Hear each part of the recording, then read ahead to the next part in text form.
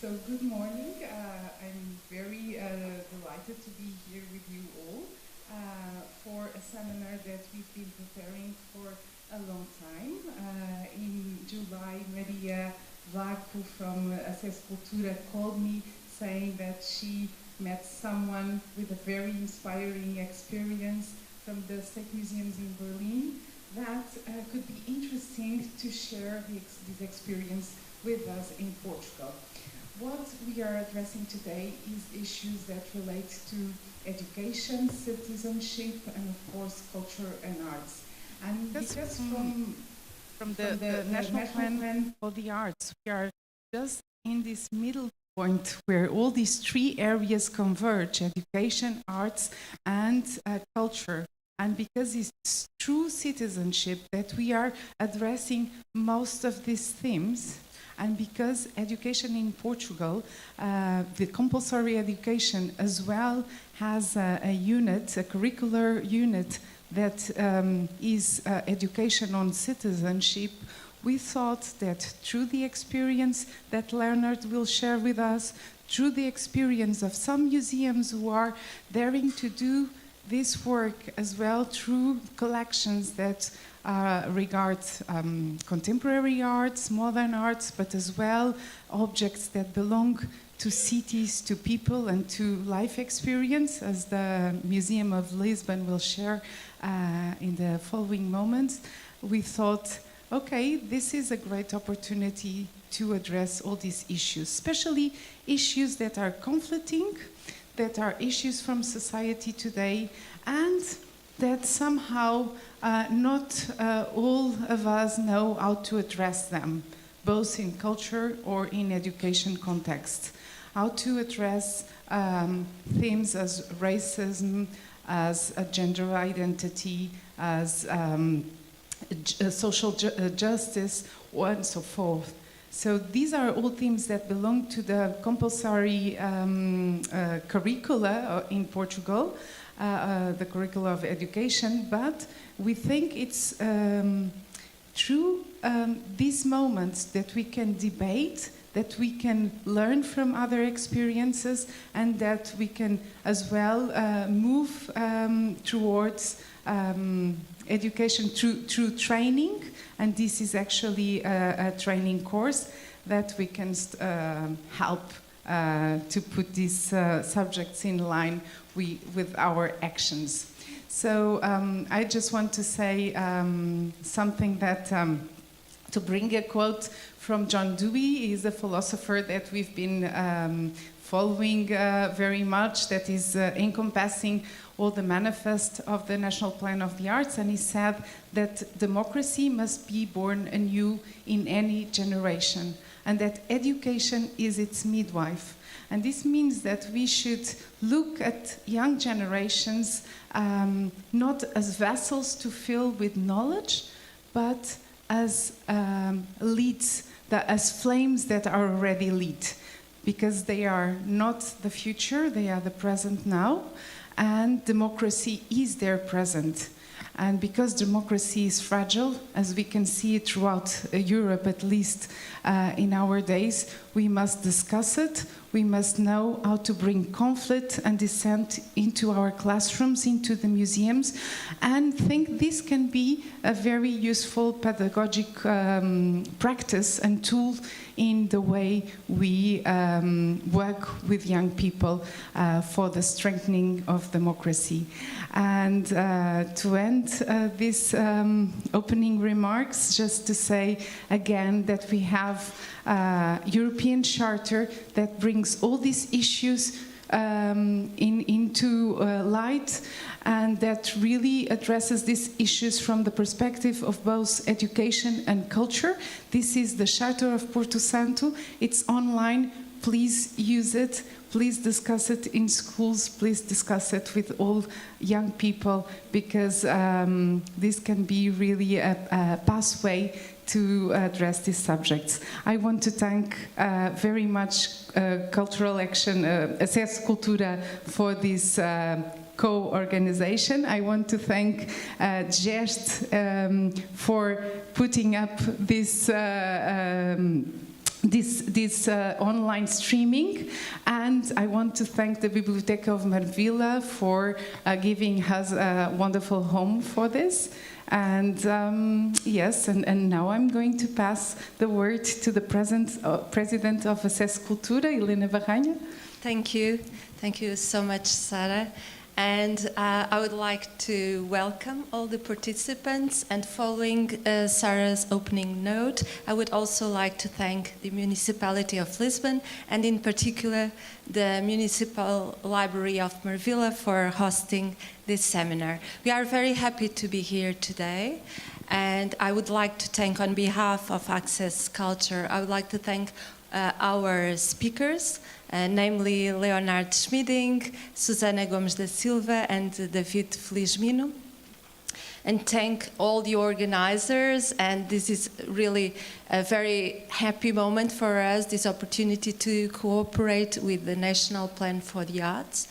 And I would like also to highlight that the topical issues that we are going to discuss here today are in fact key for our association's mission.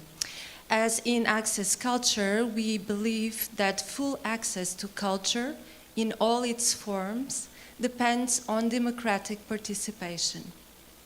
And in this sense, we know and we believe that museums, schools, and also libraries like this one play a very important role in promoting a wider debate on heritage values and cultural values. And I would like also to thank Sarah for mentioning Porto Santo Charter, because this is a very inspiring reference for everyone working in the field.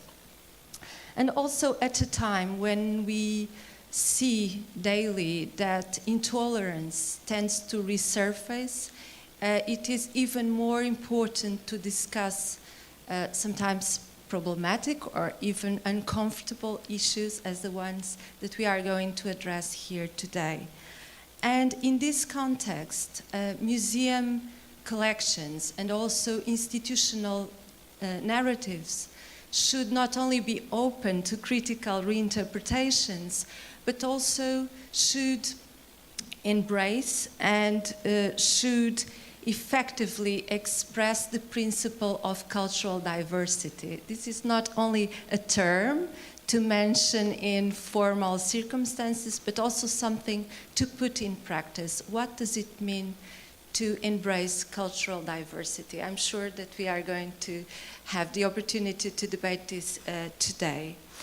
And to foster such a diverse and multi-perspective debate, we have to bring together and to build up a network of cooperation involving cultural institutions, but also educational institutions and other formal and informal organizations, governmental departments and ministries, and also independent organizations and associations should be invited and should engage actively in this process. And fortunately, many of them are doing this.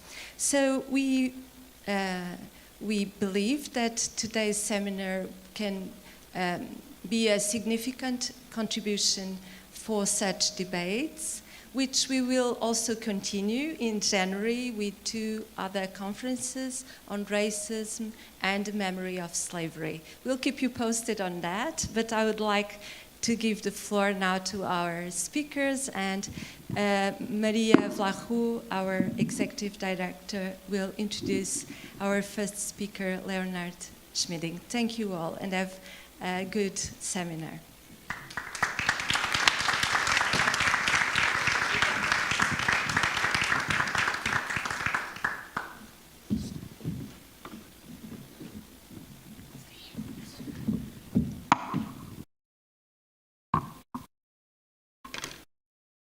Good morning.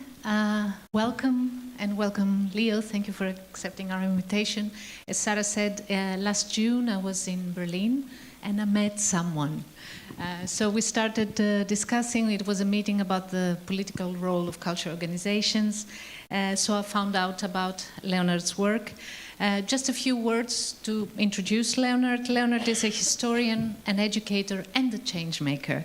He's interested in the role of history and memory for society, and he believes that bringing together schools and universities with archives, museums, and memorials for active citizenship is vital for our democracy across Europe. After his doctoral dissertation about hip-hop culture in communist East Germany, and a postdoctoral project about food cultures in German immigrants in San Francisco. I don't know, these topics, I don't know how you pick them, but they sound exciting. Leonard has worked on several education projects, and most notably, he has just finished a project at the Berlin State Museums in which he leveraged the power of museum collections and museum education for history and citizenship education.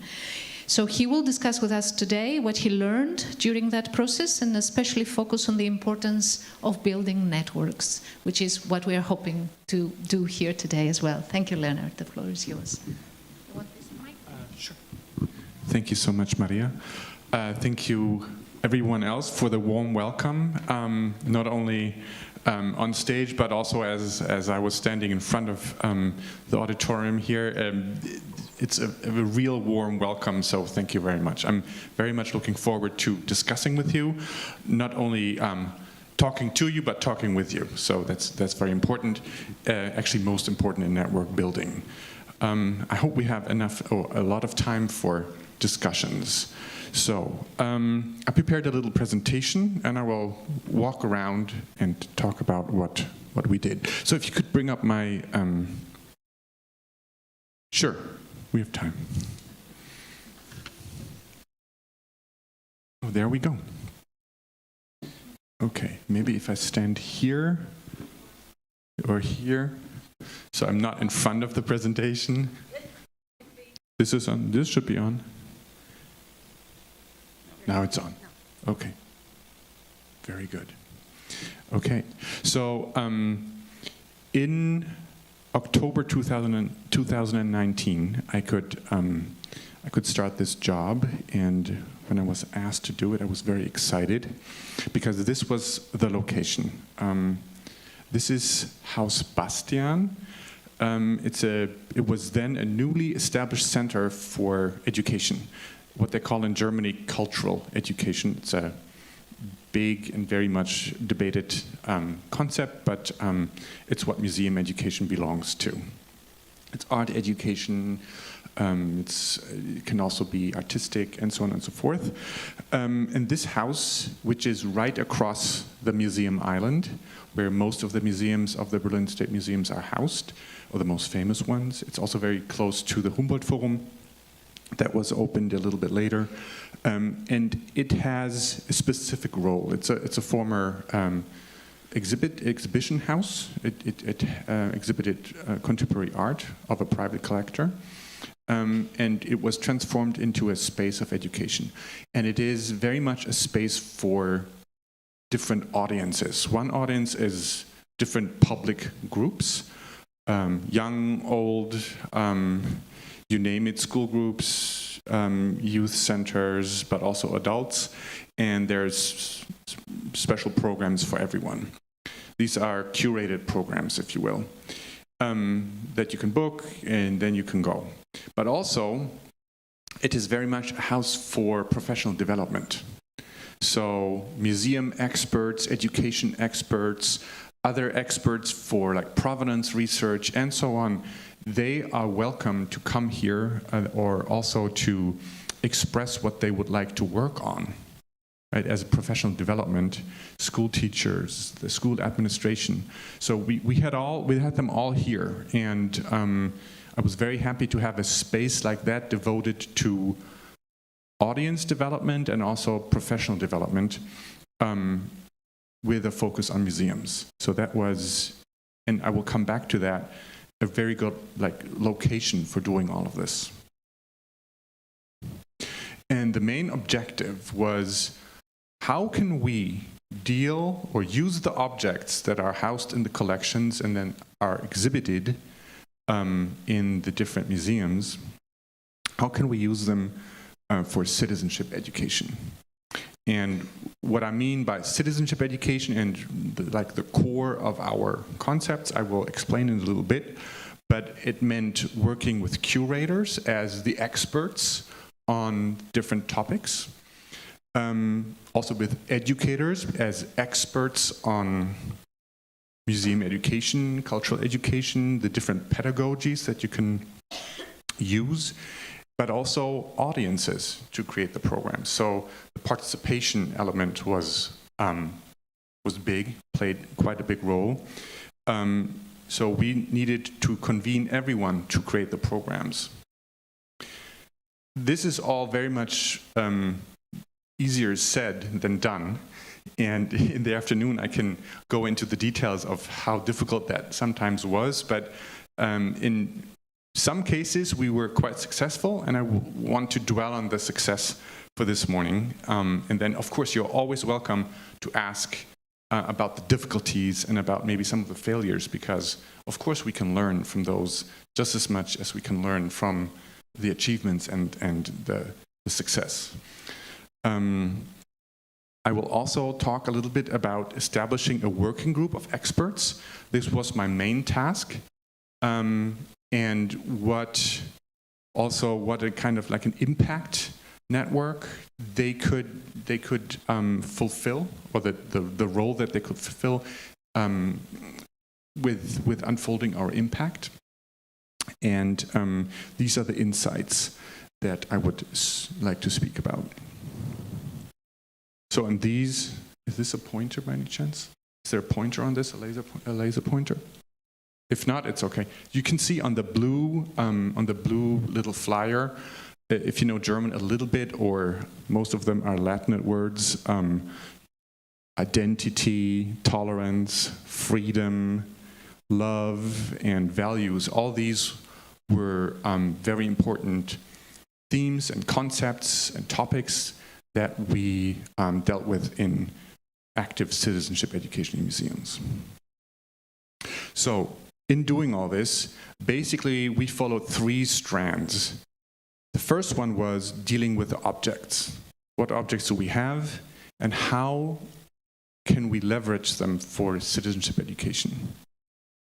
Right? And one big answer to that question was, well, of course, all objects in museums, cultural heritage you might call it too, all objects in museums say something about the human experience.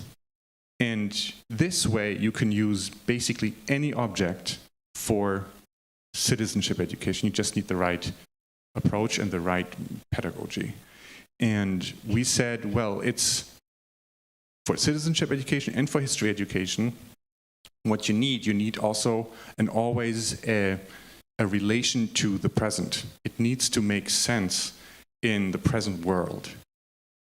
Right? So this is always the aim and the intention of good citizenship, to ask what are the big challenges societies face today, and how can we learn from the past, and how can we learn here from objects that humans used in the past to deal with big challenges.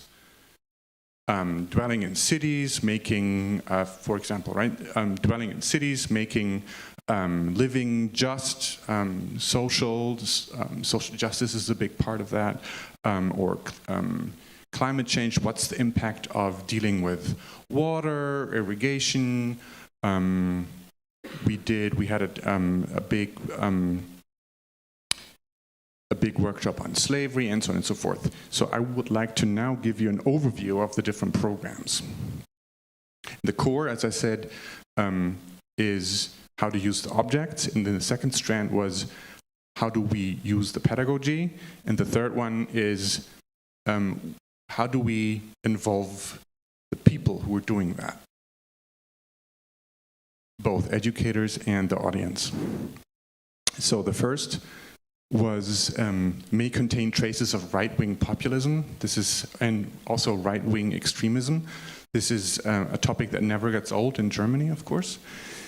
And we did that on the basis of a special exhibit about Germanic tribes, an archaeological survey, which opened in, I think August 2020 and then ended in March 2021.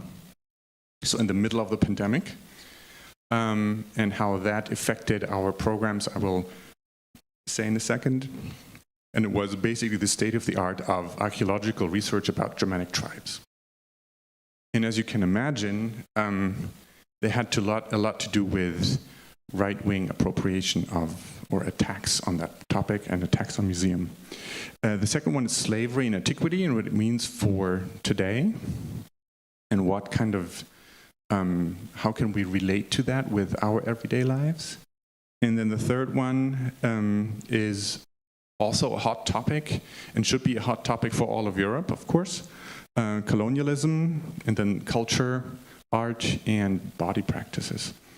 And this is, I noted the museums that we work with. Altes Museum is the old museum which houses the collection of antiquities, basically from Rome, Greece, and the Etruscans. And then Alte National Gallery is the old National Gallery, and then the Humboldt Forum, which I hope you know too, right? It opened in 2019. Okay, this is the first one. And the goal for students who came, they're usually grade 9 to and older, because that's in the curriculum when you do National Socialism, right-wing extremism. They explored on the basis of objects not only how Germanic tribes lived and dwelled in what then wasn't yet, of course, yet Germany, but would become Germany later, and how museums have been instrumentalized by right-wing populists, right-wing extremists, and later fascists and people who were very much opposed to democracy. They also learned how to identify the codes of current day right-wing extremism, and they learned how to take a stance. So in the upper left-hand corner, you can see the curator-in-chief of the museum in the 1930s, and how they dealt with the cultural heritage of what they called the Germans. And they knowingly misinterpreted archaeological objects that were older and younger to make them fit into their white supremacist framework. And one example for that, not necessarily the swastika, they appropriated that too, but is in the lower left-hand corner, this little disc. It's just an ornamental disc that women used to wear on the left or right-hand side of their frock. And it's much younger. It's from the 6th or 7th century, so it's Merovingian. It's not Germanic at all, and it's from southwest Germany. It is where Germanic tribes used to dwell, but it is 300 years younger. And they made that into some kind of Germanic sign for the sun. And then if you look in the upper right-hand corner, they used it as an ornament in their restoration of a certain castle in central Germany that the SS used as a convention space, right? And the people who had to do all the restoration work and the rebuilding of the castle were all forced laborers. So they were slaves. And many died, of course. And then since the swastika cannot be used anymore in Germany after 1945, it's against the Constitution and it's a felony. This black sun symbol came to be a stand-in for the swastika.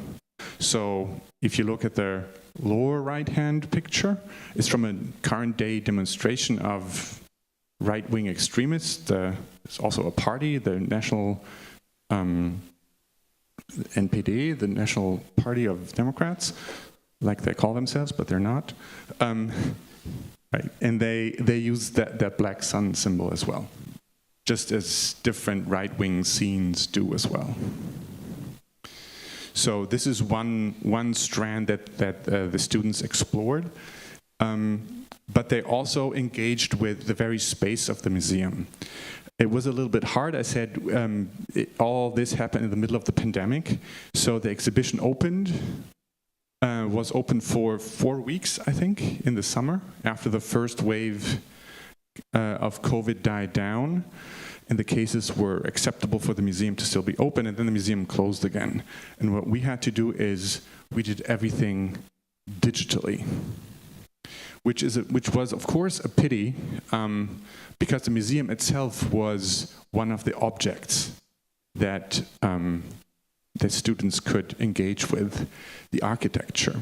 So if you look at the lower left-hand corner, you see 2 big black birds flying around a red-headed and bearded guy. That guy is Odin, right?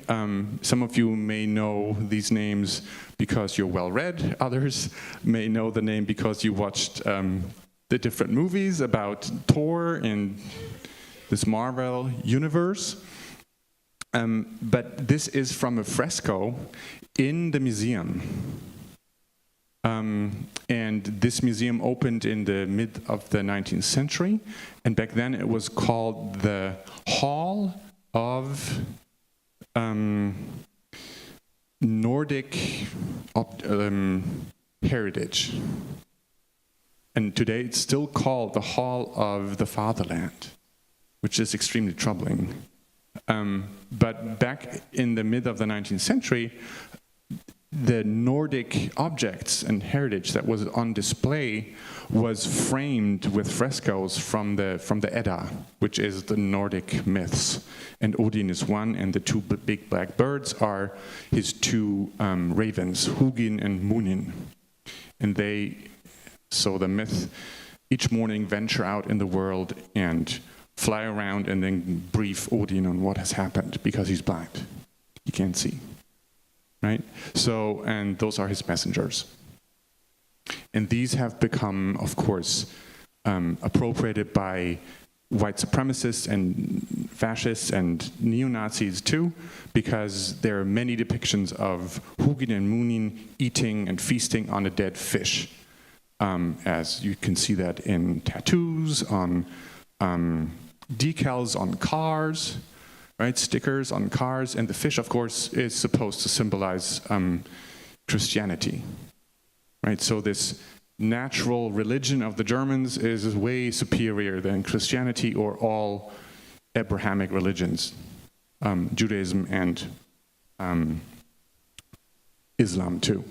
Okay, so, and these are 2 of our educators, and they went into the museum with a camera, with headphones, with speakers, and with a screen, and they would walk around and show both the museum and then the objects on display, and engage with the students digitally who were in the classroom. This is how we did it. And also on the right-hand side, we see, and this is how we usually started a workshop about the Germanic tribes. What are the Germanic tribes in popular culture? What do you, students, know about Germanic tribes? When have you heard the term Germans, right? And then there's, of course, the Marvel universe, then there are certain popular books, but there are also Netflix movies or series and games, and they knew some of that stuff, and we collected that. So this was one part that the students then filled up with what they knew and added, and then we started from there. Okay, what what is the archaeological evidence about Germanic tribes. And this is how they learned more, and then we went into the museum and did all this work. So this was workshop number 1. This is the workshop about slavery in antiquity. Oh, hang on, I forgot one thing. The impact network, sorry. Of course, we had help from anti-fascist activists because they know very well how to decipher these symbols.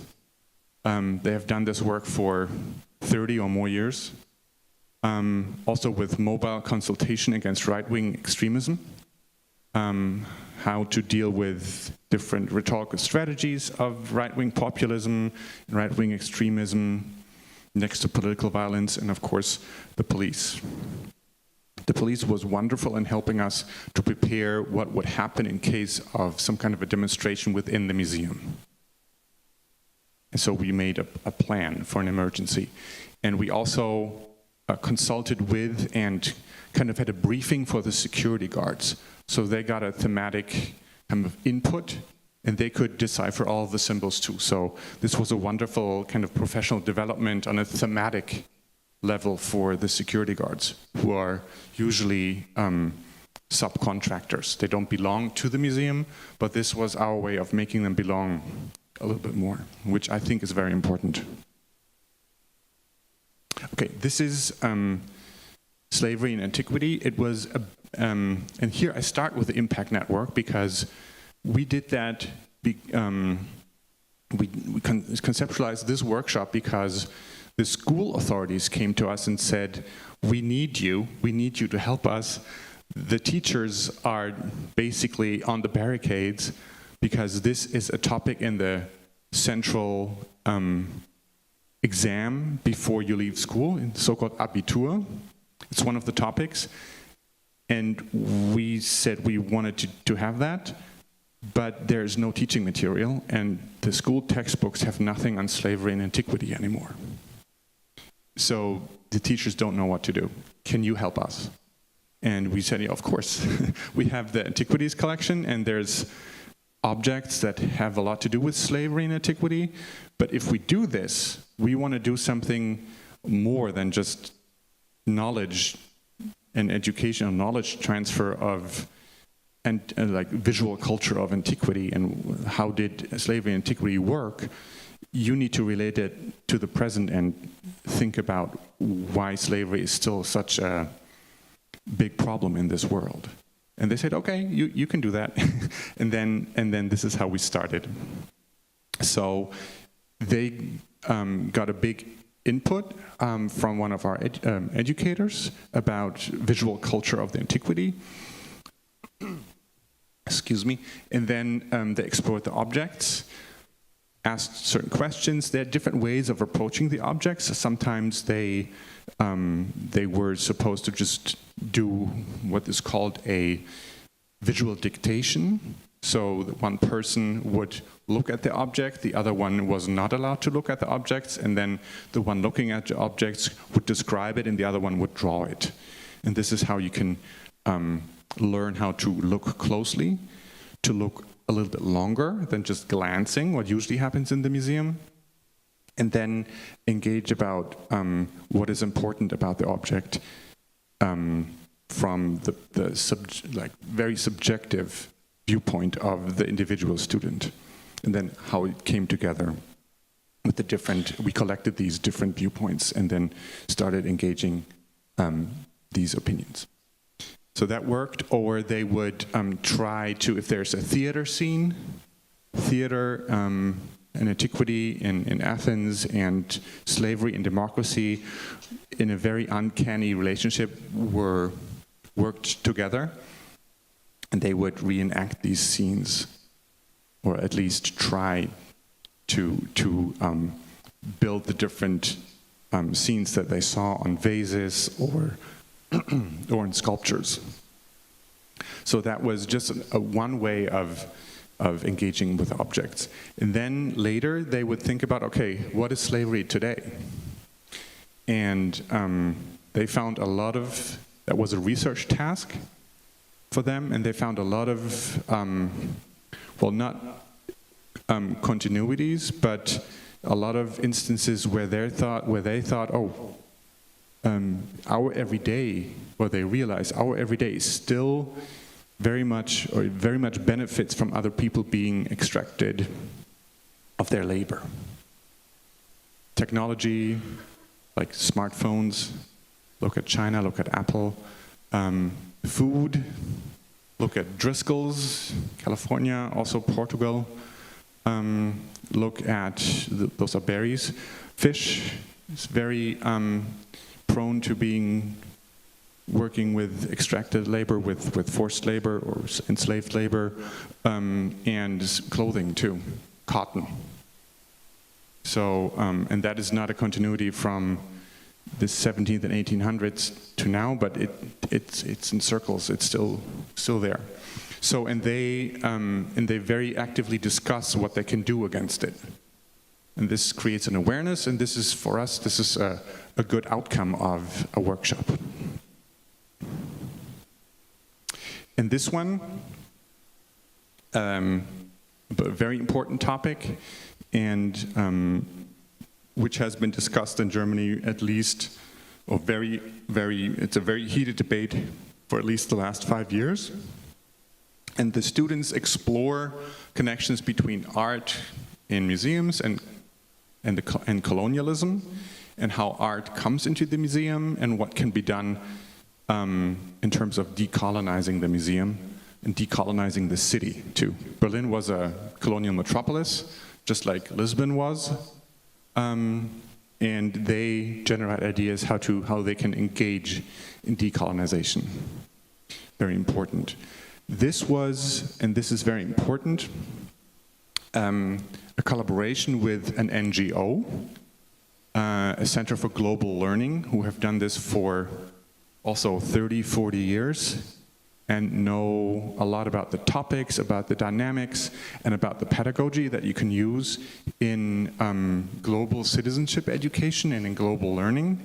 And we built a tandem with one of our educators and one of their educators, and they, again, on the left-hand side you see it, they worked with a whole school group that consisted of students between grades 8 and 12. You don't see all of them on the left-hand side, but this is a nice shot from Haus Bastian, and they're just discussing what they can do. They produced a podcast for other peers, for other school groups that they can use when they go into the museum. And they worked for 3 months on this workshop, and then gave us the prototype, and then we refined the prototype and could do some professional development with teachers, and could use it for different activities in the museum. So, and also the Berlin Ministry of Culture, the Senate, was very involved in that impact network as well. What they try, and you see that here, and the person with the green shirt is one of our educators, and he's actually from La Paz, Bolivia.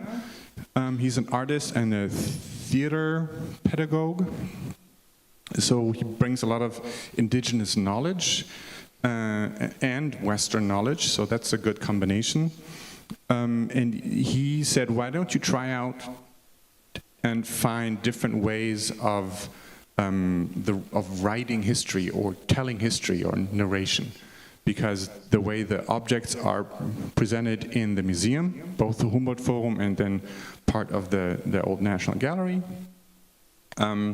they might tell, or they definitely are telling a story from the Western viewpoint, and we want to tell, maybe you want to tell a different one. And then you can find also different means of telling the story. And they introduced the students to different forms of narration or communication, like textile work, beadwork, just to know that there are different forms out there. The quipus, they used them. This is where it becomes, or also usually becomes, a little bit uncomfortable, or people are in discomfort, because especially in the Humboldt Forum, where the Museum of Ethnology is housed. Both teachers and students tell the educators and tell me as a feedback that the way the objects are displayed are very much in dissonance with the message that the museum wants to convey. And usually they have to work with the objects, but against the exhibition or against the museum. And that creates a lot of discomfort, but also I think this is very necessary for dissent, debate, conflict, and this is what we have to go through if we have to have the museum as an active, or a space for active citizenship. I can talk in more depth about this if there are more questions, but this is very important that students have their questions about the museum and teachers and other professionals as well. So, I still have 5 minutes and I want to talk a little bit about the learnings or the lessons learned. The professional development is very important between educators, teachers, and management. Can I see a short show of hands from you? Who is a teacher? Wonderful. And who is in museums? Museum management, museum educator? It's like half-half almost. I don't know about our digital audience, but and I can't see, but this is wonderful. And it's wonderful that you're all here and can start talking with one another, because usually in Germany, and I see that in other places as well, teachers have like curricular needs and they don't really know what they can do in the museum, or they don't know what to expect from a museum, and the museums don't really focus on the curriculum, and they can't fulfill teachers' needs or students' needs. So if you talk before and devise a program together, then you can fulfill each other's needs. So that's the trick that we wanted to, or the magic that we wanted to make happen. Sometimes it worked. In the 3 cases that I showed you, 2 of them we worked with teachers, and that worked very well. But then you need to take what you learned and do professional development for everybody. We needed the room and space for experiments. We needed to reach out, or it was good to reach out to different actors in civil society, activists too, who were very, very hesitant to work with museums, and NGOs, and then the impact networks and the professional network, where you can reflect and regenerate or rethink and revise. Super important. And we did that for 2 years / 3 years. The working group, the network, I had for 2 years, and the actual education work we did for 3. So the professional development was for everyone. On the right-hand side, you see teachers doing the slavery and antiquity workshop, and what you can do with schools there. In the middle, you see educators doing professional development for the colonialism workshop, and they learned how to devise and conceptualize workshops on their own that had to do with colonialism and with project-based learning and space-based learning. And on the left, you have a school principal and someone from the Berlin Cultural Administration. And they engaged with objects that had to do with slavery and antiquity as well, just to learn how different pedagogies between school and museums can enrich each other. Because in the museum, as a space, you're not confined to the walls of a classroom, you're not confined to 45 or 90 minutes, and you're not confined to a specific lesson plan. And maybe you can reach goals that you need to reach in the curriculum much better if you're not confined that way. But then you have to talk to one another, otherwise it doesn't work. So, and this is what they learned. This is a youth group that experimented a lot about using different media. They created a podcast, they worked a little bit with photography, and this is was more of a long-term project of a youth group bound to a school that wanted to explore the museums for citizenship education. And this is how we built in the impact networks. There's a big organization in Berlin that's called the Agents for Culture that connects schools with cultural institutions for both art education, citizenship education, history education, and this was their annual meeting and annual networking session. It sounds a little bit,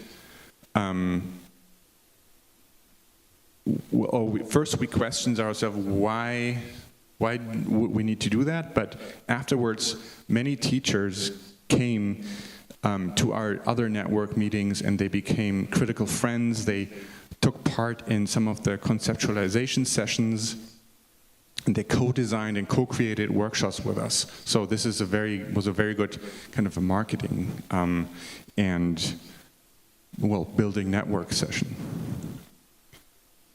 And here we have I give you different impressions from our network of experts, from different museums, from different research institutions,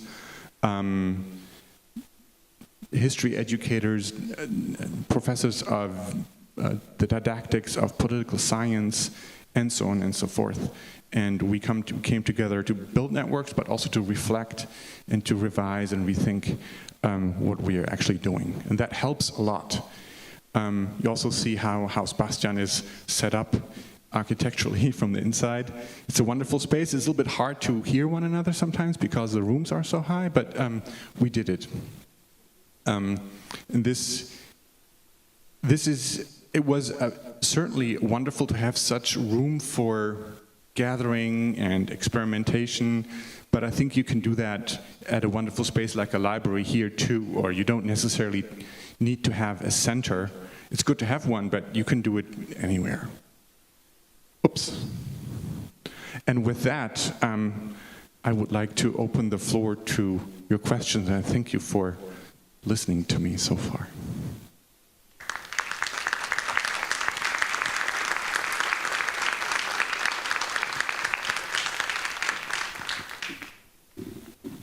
Thank you, Leonard. One of the things I keep from what you said to us and that I find more and more important is that people of all ages can go away from a project like this or an exhibition like this, and then they can have an idea of what can I do about this, no matter how small it is. What can I do about it? Because many times we go away and we still feel small and powerless, and that's something that I saw in all three projects you presented to us today. Thank you. Any immediate questions from you? Or our colleague Sara Velasco will be taking questions from the people following online. So, see you, Albert. Yes, somewhere there at the back. I'll take you the mic.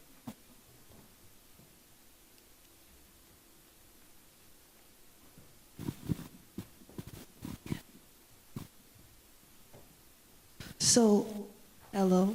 First of all, thank you for your presentation. It was very enlightening. One of my questions is if your thesis were just a theoretical thesis or if it has a practical dimension, because it's about hip-hop. And I have another question. If Haus Bastian, it's possible to propose projects from, imagine Portugal can propose a project to develop there. And for now, I think that's it. Okay. I think, let me talk to you about my hip-hop project in the break, because I'm not sure whether that interests everybody. It had some of the practical dimensions, but was a research project, of course. And that's another talk, right? I can talk for hours about that. I think Haus Bastian is very open also for international or European projects. I think what would need to happen is to go through maybe NEMO, the network of European museum organizations, and then ask to what respect they can help organize something. And I don't work at Haus Bastian anymore, but I can be a communicator. So any project that you want to dream up, feel free to send me an idea, and I'd be happy to send it both to people at the Haus Bastian, which is part of the education department of the Berlin State Museums, and also to my friends at NEMO.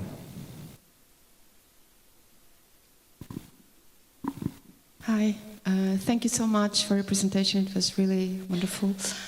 It's more a practical question. How did the school groups and the teachers involved in the projects, and how did you reach out for the schools? So was it public and people would just have to book, or did you work specifically with certain groups in certain schools? Mm-hmm. It's a very good question. So for the school group who helped co-create the colonialism workshop, that was one of the network schools that are called fair schools. And fair schools were schools that took into account perspectives of the global south and maybe had some partnerships or were very aware that we live in the global north and have our own privileges. And there's a certain certification system that you can be a fair school. And we asked all of them, or our partner organization, the Center for Global Learning, who's part of the certification system, they asked all of them, and this one school said, we want to do it. So that's why I said this is part of an impact network, and it's super important to connect with different actors and then see what becomes of it. Same with the school who did the experimentation with different media. They are part of the Agents for Cultural Education in Berlin.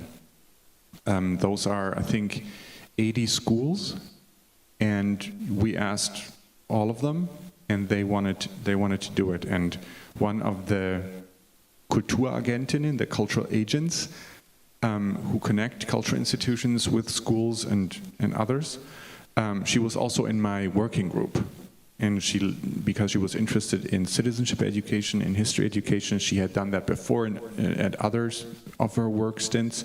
And she said using museums for this could be really interesting and could uncover and unfold a lot of potential. And it did. And so you need people who are invested and who want to do the work with you. And this is how we did it. But there's lots of work to be done. So networking. Can I ask a question? Was there dissent in the group among teachers, among museum educators, museum directors? Many times, I think we believe that everybody thinks the same. My son has a teacher who voted for the extreme right-wing party here. So not everybody is in the same position. Was there dissent in the group? Did you have to discuss, with the different people involved, their own views on all these matters you brought? Yes, there's always dissent, and on all levels, in all groups. That was good. One was where we did a professional development workshop for teachers about our colonialism workshop and how you can integrate the workshop into your classroom, like prepare the museum visit, do the museum visit, and then do the follow-up in the classroom. And the teachers, this one group, we did 5 or 6 of these workshops, and this one group was a little bit, they didn't like our very critical view on the museum. Like the museum lives, or a lot of the museum collection is based on exploitation, colonial violence, and white supremacy. And they were like, but then what are museums? Like, they're so beautiful. And they didn't want to believe that, and they didn't They say, why are you always so negative? And we said, well, you just need to be critical and then you can be constructive. It was hard to convince them, and also very hard to find the right vocabulary, the critical vocabulary. They had no problem with using the N-word.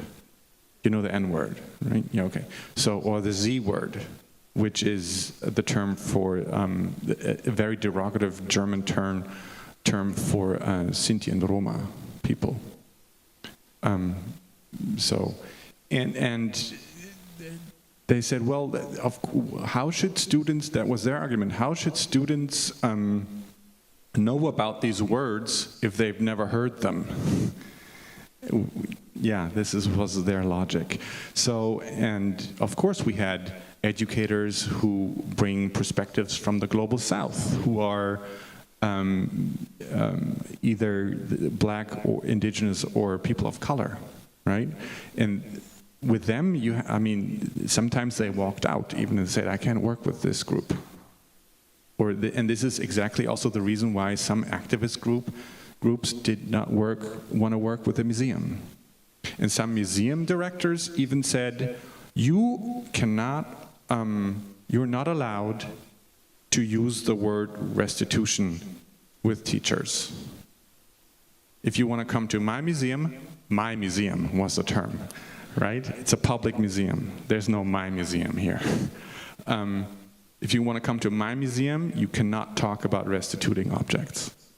It's like, okay, then we're not going to come to your museum. So, lots of dissent. There's still lots of work to be done, and this is also, I think, what we did in terms of program development, right, has to have repercussions, or has to be also rooted in organizational development.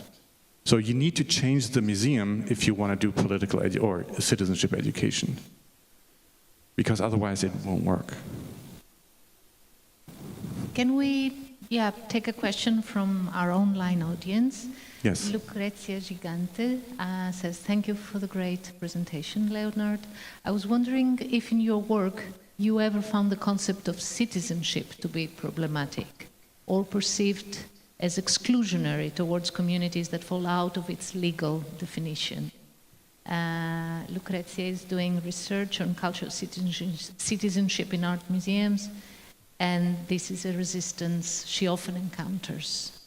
Yes, that's a very good question.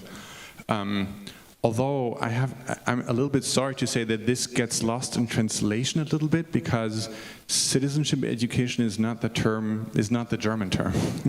The German term would be loosely translated into political education, politische Bildung. And it's not about your rights, privileges, and responsibilities necessarily as a citizen, right, with a passport, which many people don't have, and 12% of the population in Germany don't have that, but as a person living in Germany, taking part in society, which of course is another problem in itself, right? Participation and also making your voice heard. But this is exactly what this was about. Like, how can you find your voice? How can you find your agency to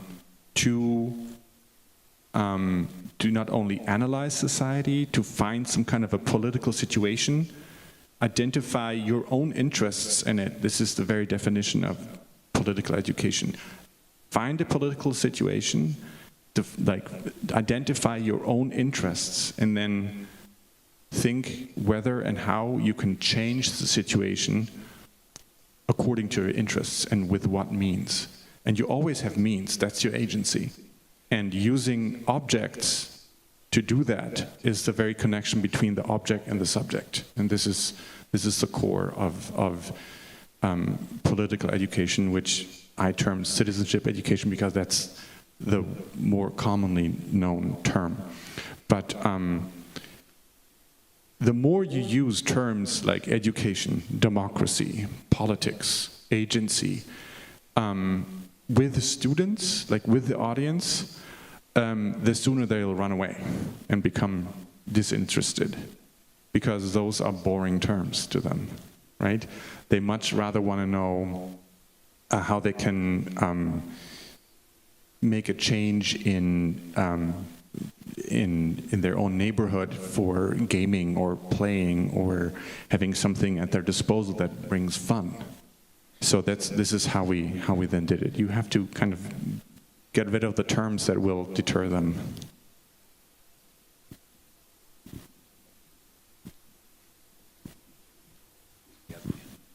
Hi, thank you so much for your presentation. I would like to go back to what you said about difficulties or problems that students and teachers had to relate with objects inside museums, with the display of those objects. So what did they told you about this? Yes. Thank you. So for example, at the old museum where the collection of antiquities is housed, it's very much a display of fascinating objects, for sure, but they're displayed in a manner that is encyclopedic, and it's for a professional audience of curators, archaeologists, art historians. And you can see that with the labeling. I have no idea about any of this, and I don't learn any of this. I go away, have learned nothing, right? My kids, because it tells me shard, 800 BC, so and so, this region. What do I learn from that? Nothing, right? And then there are 5 more, right? But also, I mean, I went there with my kids. I have twins, and we read part of the Iliad and the Odyssey, and of course you have all these myths on the vases and other visual art forms. And they couldn't get enough of that, right? Of course, if you have something that you can identify, that you know, it's always good. So I think there's some room for development there. And in the Humboldt Forum is a little bit, it's a tragical case. I mean, they were done designing the whole exhibit, and then they encountered all of this criticism. Had they started reaching out before to activist communities and maybe indigenous communities, they might not have, right? So, and the way that the objects are put on display does not correspond to any of the messages that they want to convey in terms of the text that they put on the wall about this is colonial violence. We are trying to atone here for all the violence that our ancestors exerted on Cameroon, Namibia, Tanzania, Togo. But it doesn't become clear. You still have white people on all of the photographs because they were the collectors. You have the colonial administrators more in the texts, and it just doesn't work. And you also have no kind of red thread or no clear message, no clear history. You don't. There's nothing on offer because it has become so obfuscated. This is interesting. I want to know a bit more about that because I visited Humboldt Forum in Berlin in June. They were quite clear about the position of the museum within the colonial history, the German colonial history. What I loved was how they would exhibit an object, and they would give us the text from the museum inventory, and they would say, what's missing in this text? What should be in this text? And then we have another one, somebody whose background is from the ex-German colonies, that would say, no, we would never say that about this object, and what's missing here. And there were quite a few objects around, and lots of voices also. They have lots of videos where people tell their story, the way they lived this colonial history. So I'm wondering, can you speak a bit more about what kind of criticism Humboldt Forum has had so far? Yes, I mean, I can only I'd like to focus on the criticism that the school groups and the teachers did or usually express, because the activist groups, you can research and read that is easy to do. You're right in that you say some of the objects, or quite a few objects have that, but a lot of objects don't. I mean, they have this kind of depot view where they have basically a collection, a big glass vitrines that show how they're basically put in, or how they're stored in the storage, and then you have year number, you have year numbers on top, and then, but it doesn't show you anything, or it gives you no information on where the objects are really from, who collected them, who made them, and so on and so forth. Some you have, and what you said, you have some curator knowledge, which is Western or Global North, and then you have some indigenous knowledge, which is contemporary, right? And sometimes it's based on oral traditions, sometimes it's not. So you always have to be very critical, and maybe I, as a historian, I have my professional deformation and say I need to know every single little thing of everybody who has ever encountered this object, and I need to have the multiple voices and the multiple perspectives, otherwise it doesn't work for me. And this is kind of what the teachers usually express. They can't find their approach because they're used to having the multiple voices, and the students are usually disappointed because they don't want to read all these texts and look at all these videos. There needs to be a visual rhetoric in putting the things on display that point to the fact that there is no one reading, there's no one interpretation, and that invites for more interpretation. Which is super hard. I mean, there's a lot of work that has gone into this, and there's also interventions by artists from Cameroon, and I haven't seen the other exhibits yet, but you get only a little background information, so you can't understand the whole scope, which would make it very critical. But since you don't get the whole scope, you are left alone a little bit, and this is what I find so sad. Also, the whole provenance research information, it's tremendously helpful, but it's a little bit of a leaflet or a book that you would have to read, and it's well written, it's good, it's short, it's accessible language and everything. But there's so much more work that has to be done. That's also what the provenance researchers said. There's only 4 of them, and there's 1 million objects. And it would take them 92 years to only explore their own archive, or the colonial archives of what they have in the museum and around the museum. And they would not have the indigenous knowledge in these archives yet. So it's Sisyphus. Yeah, thank you. Thank you, Leonard. It was really important to hear you.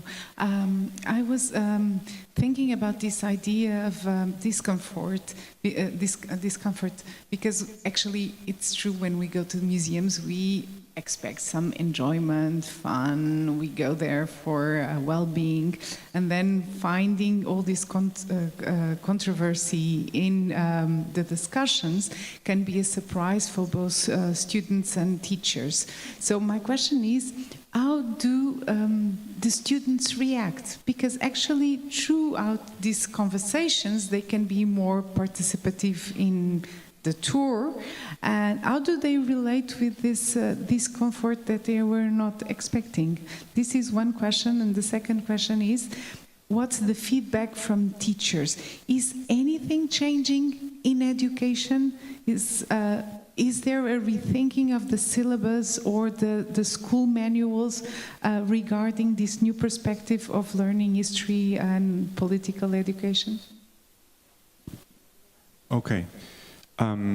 Okay, I'll try to answer briefly. This is a great question, and it very much hits the core of what we are doing. Both history education and citizenship education, political education are, especially citizenship education, is like across all curricula. So it's like every subject has to do it. If you think about it, it's hard, right? It's a whole school approach, citizenship. And of course, history, politics, government, those are the subjects that are most prone to be doing it. But you can do it with art, you can do it with chemistry, physics. There are ways to do it, and so this calls for interdisciplinary work, which is still not the norm.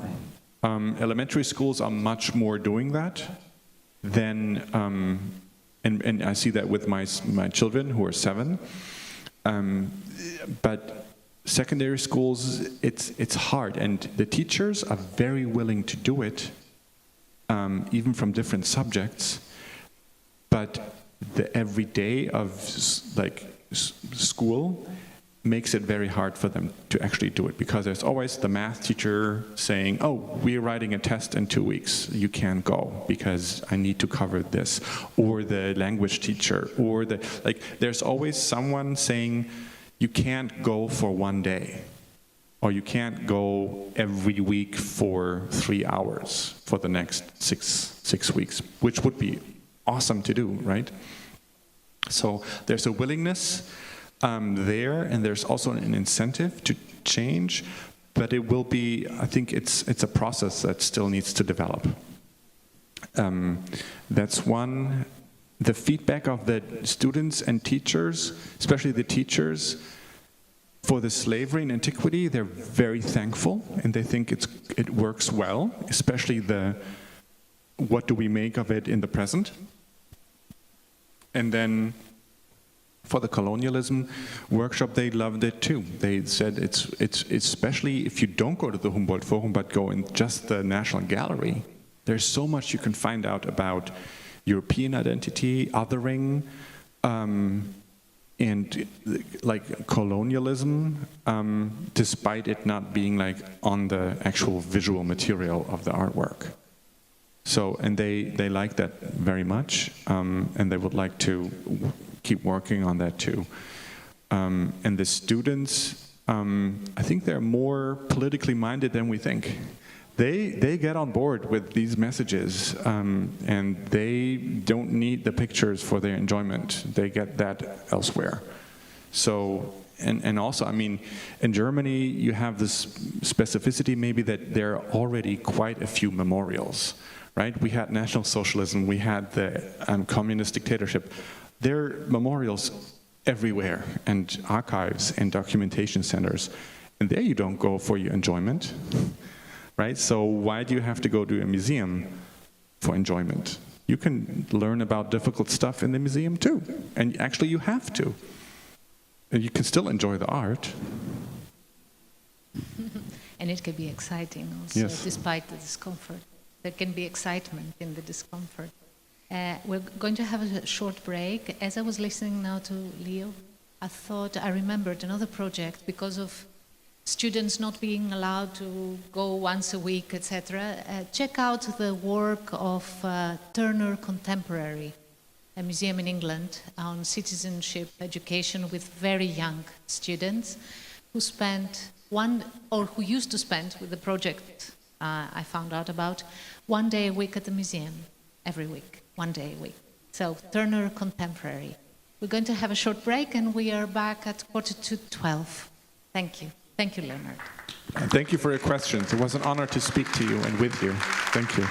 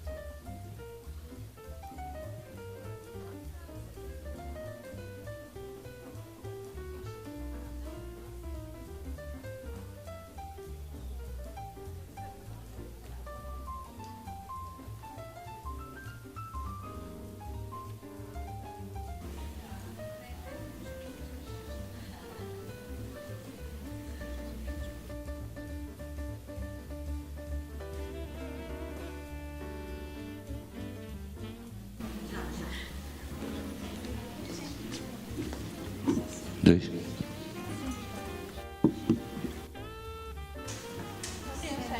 Sim.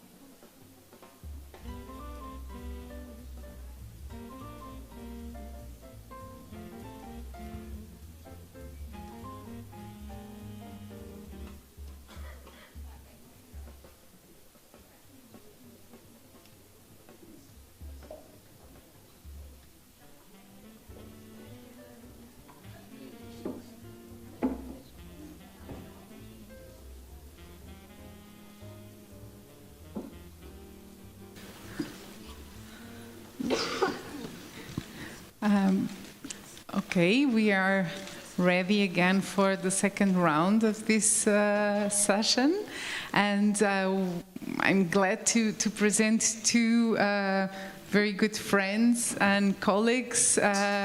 We know each other for a long time, and I just say this because collaboration and being together and thinking together, this is all about what we are talking about today, and it's really important to raise new ideas for these difficult issues that we are all encountering in our collections, lives, education, classrooms, etc.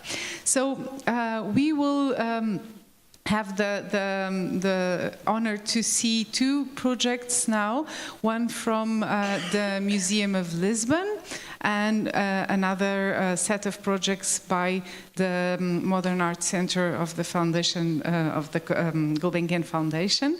And so my two colleagues here are David Felizmino and Susana Gomes da Silva, and I will start with David. David is a historian and deputy director and coordinator of the Education Department of the Museum of Lisbon.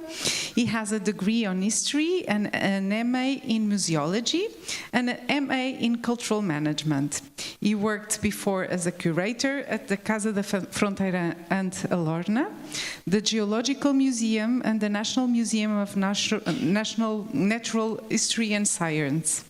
He was the director of the Museum of Health between 2016 and 19, and he's also a secretary of the National Committee of ICOM Portugal since 2019. And I will give you the floor now. Yes. It's working,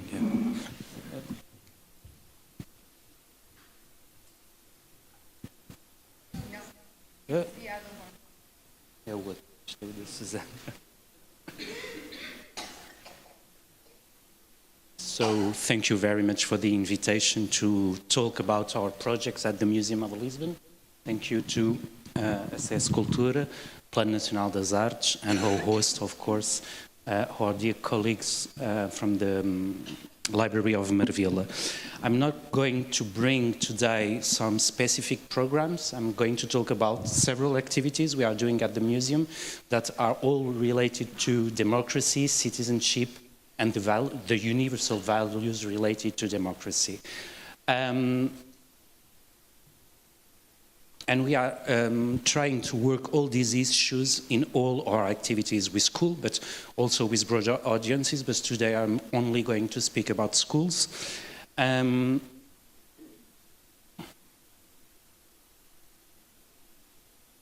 For those who don't know the museum, very briefly, we are a multi-sited museum with 5 places in the city. The main one in northern Lisbon, it's Pimenta Palace, where the main exhibition is settled. Then we have the Roman Theatre, the St. Anthony Theatre, and also the West Tower in Praça do Comércio, and finally, archaeology at Casa dos Bicos.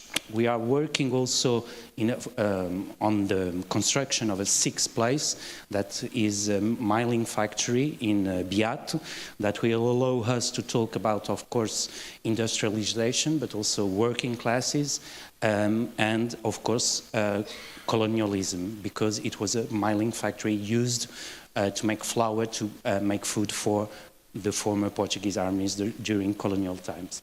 And finally, we have two more spaces for temporary exhibitions. The one is closed, it's the West Tower. The other one is the Pavilion Preto at Pimenta Palace, and 3 storages, and we have a huge amount of heritage from prehistory to nowadays. So why we try to work those issues of citizenship with school in all our activities? It sounds like a cliche, but I think it's very important to never forget what's our mission. We are a city museum, so as a city museum we are working on the research and mediation of the history of this city, on the preservation of its heritage, but also always making link for the comprehensive for the comprehension of the history of the city and its society in the past, the present, and of course in the future. So we are always promoting the museum, and our activities are based on dialogue, debate, and also giving voice to students to stimulate their thinking and their opinions about the city and its society in the past, in the present, and of course what do they want for the future. So we want to be, in general, with all our activities, a relevant agent in the city, in the thinking of the city, in the present and the past. How we are doing it, some of the issues that are on the PowerPoint I've already said. All our approach is, of course, chronological, but it's also diachronical. We always try to tackle contemporary issues through history. So, as very well put by Leonard, objects are always made by someone or a group of people. They are used by someone or a group of people, and they become obsolete or not because of someone or a group of people. So we use objects and heritage to talk about society in the past and in the present. Most of our activities are based on dialogues and debates, so to hear and to give a space, a speech for the voices and the opinions of students. So all our activities, or most of them, are based on participation. We work both inside and outside the museum, in the public space, in the streets, but we also bring activities to schools, to hospitals, to local communities. And finally, as we talk a lot today about this issue also, most of or parts of our activities are made in co-creation with several types of stakeholders, local communities, the municipalities, universities, some ONGs, etc., etc. So, what do we try to debate with students? The history of slavery, the history and the contemporary presence of African communities in Lisbon, the question of Jewish and Muslim communities in the past until the 16th century and how they disappear and why, and what are their place today in the city, the questions related to LGBTQI+ communities in the past and today, women's rights and female emancipation, democracy and the universal values associated with it, and finally all the questions related to the preservation and of biodiversity and climate, the issues related to climate changes nowadays in the future. So our main goal is always to put the student to think, what does he think about the city and what do he want for the city? We do it through our main exhibitions that are more traditional, based on chronology, but always tackling and relating objects with society. But we do it a lot with our program of temporary exhibition that we choose, relating them always questions of the past, relating it for questions of the present. So today I bring 3 examples. The first one was in 2019-2020, Coexistence Plural Lisbon. and that was dedicated to the cultural and religious diversity in Lisbon through history, and it tackled three main questions: the questions of Jews and Muslims and Christians communities until the 16th century, and how pacifically or violently they coexisted. Then the question of slavery and the importance of Lisbon as a center of slaves trading. And finally, all the many different others that contributed along history to build this city. The second one was in 2021, dedicated to vegetable gardens in Lisbon since Middle Ages to nowadays. So the main issues was to discuss biodiversity, food security, food sustainability and sovereignty in the past, in the present, and of course in the future. The last one in 22, it's ending next month in September 11th, about the Roaring Twenties in Lisbon. We talk about a lot of things of this decade, how it was a very short period of liberty, modernism, because as we all know, in 1926 and in a harder way in 1933, dictatorship was installed in Portugal. And in this exhibition, we tackle a lot of social issues that were a novelty in a way in the 20s and that are still present in our society today. So we speak and we give voice to the first movements of black people against colonies, against racism, the first feminist movements about women's rights and emancipation. Also, during a very short period of time, the first public assumption of homosexuality and the visibility of LGBT communities in the city, and of course, in the end of the decade, the repression against those communities. So our perspective is to always give a critical vision of the city.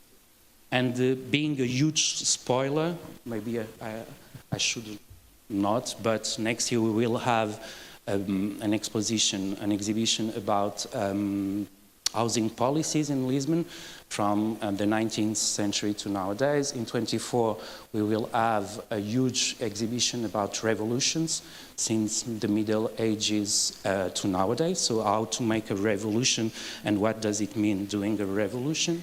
And finally, in 25, we will have a huge exhibition about Lisbon as a center of slave trading in modern period. So now talking about what we do with kids and students of different ages. I Have a Voice is an activity you usually do at the Roman Theatre. It's based on the mythical figure of Antigone, and we choose her as a single, first off, as a woman in a man's society, but as an example of a single and minority voice that can defend her ideas in a society. So the idea of the activity, the students, they are teenagers, choose a topic, an issue, an anguish they have about the city nowadays, and they have collectively to defend their argument to the other ones. So usually this activity tackles issues or contemporary issues such as racism, inclusion, climate change, among others. The other one is very similar, but we do it at St. Anthony Museum with younger kids also. It's called I'm a Citizen. It's based on the life and some written works of St. Anthony, and we related them with contemporary issues because of the life of St. Anthony, because he's a Franciscan, we can talk about many topics, such as biodiversity, climate changes, and some universal values associated with democracy, such as equality and freedom of speech. So we use these topics also to promote dialogue and debate around those themes. C'est chic. It can sound a bit strange, but it's about an article in the 20s, so it's an activity we do with toddlers in the temporary exhibition about the 20s in Lisbon. And it's the name of an article about all the changing of mentalities and clothing around women in the 20s. So shorter dress, the end of the corset, pants, shorter hair, etc., etc. And the idea in this activity with the toddlers is to them understand those changing and to question gender identity, gender roles, what's a girl, what's a boy, what should wear a boy, what should wear a girl, etc., etc.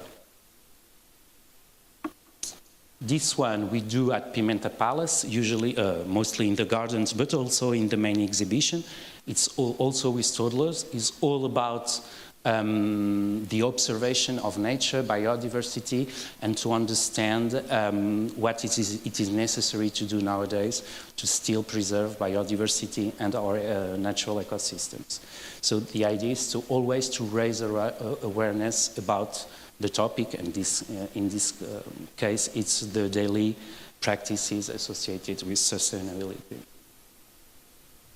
Another example that we do both with schools and broader audiences are all the tours in the city. We have almost 20 tours for broader audiences and 8 tours for schools that all tackle several and different themes. The ones about slavery, so there's a first one called Destination Lisbon, the invisible places of slavery in Lisbon, is about the arrival of slaves in Lisbon and how they were traded in the markets of the city. The second one is called Living Lisbon. The first one is based, of course, downtown in the historical center of Lisbon. The second one, Living Lisbon, is centered in Madragoa, so the neighborhood where most of the African communities and enslaved communities lived during modern period. And finally, the last, so it's about the daily life of a slave during modern Lisbon. In modern Lisbon. The third one, called Liberty Lisbon, is all about the very slow process towards the end of slavery in Lisbon.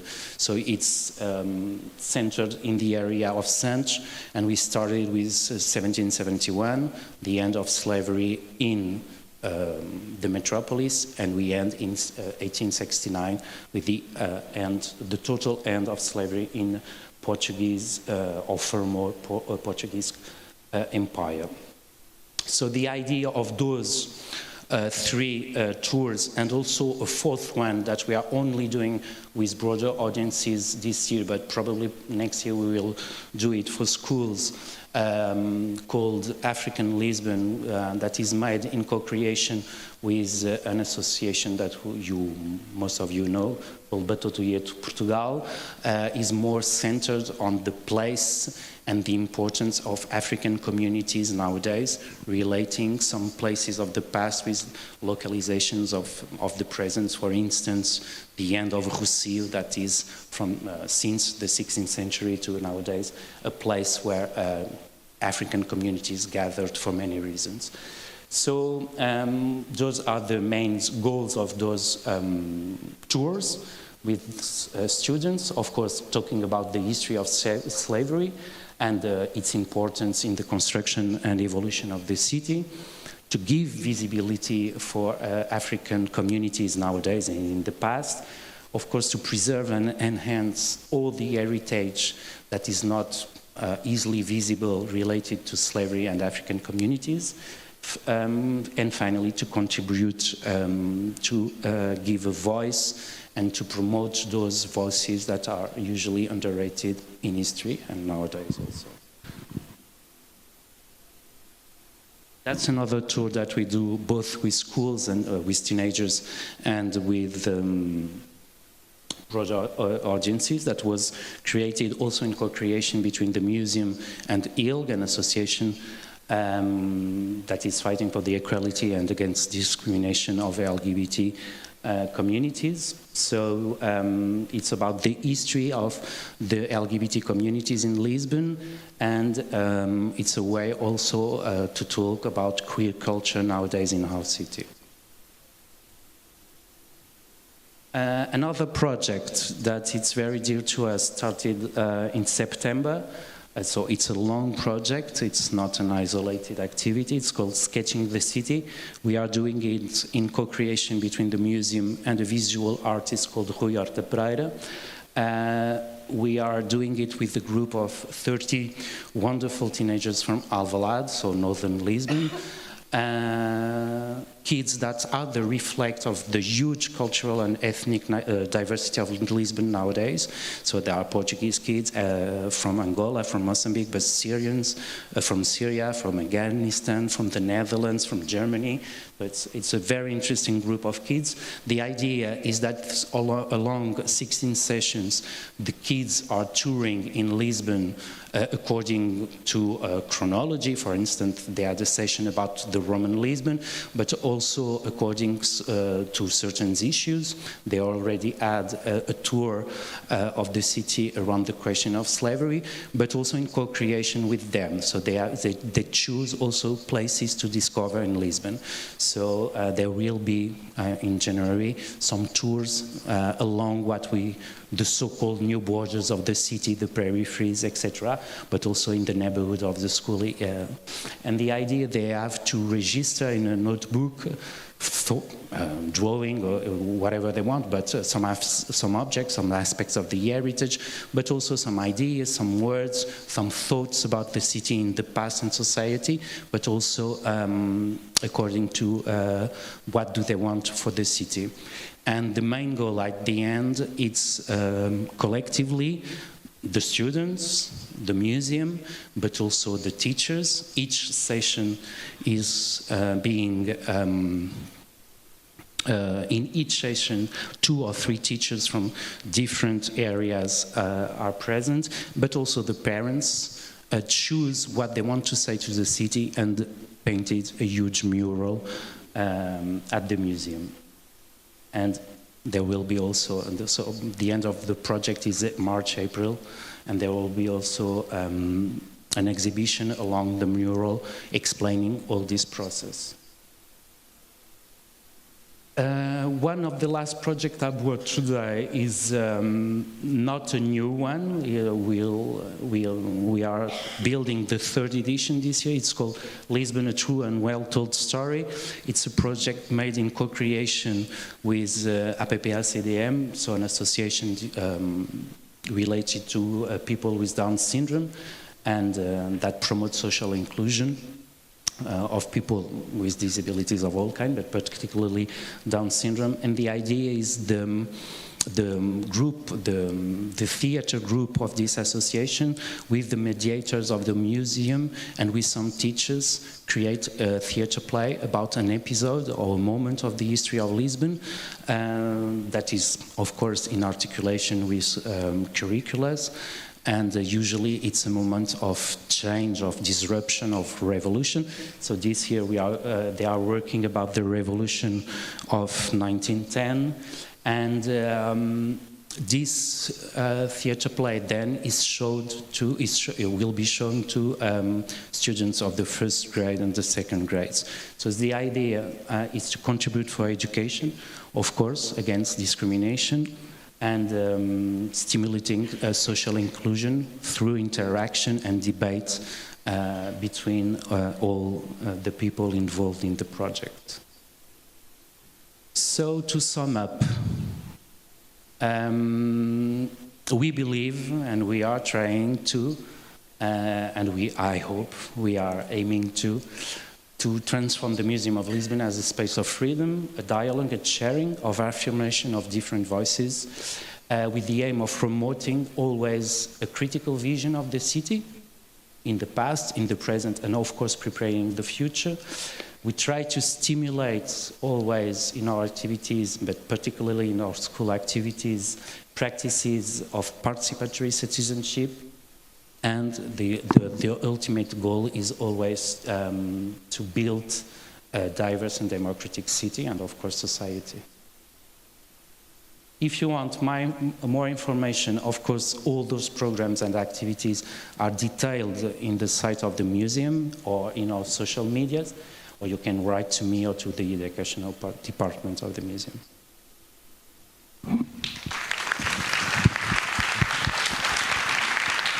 Thank you, David. It was perfect timing, and I think you're doing as well a revolution there in the museum, and it must be very triggering to actually ask that a set of museums work upon a same vision, which is to put democracy in and citizenship in the content and discourse of these old museums.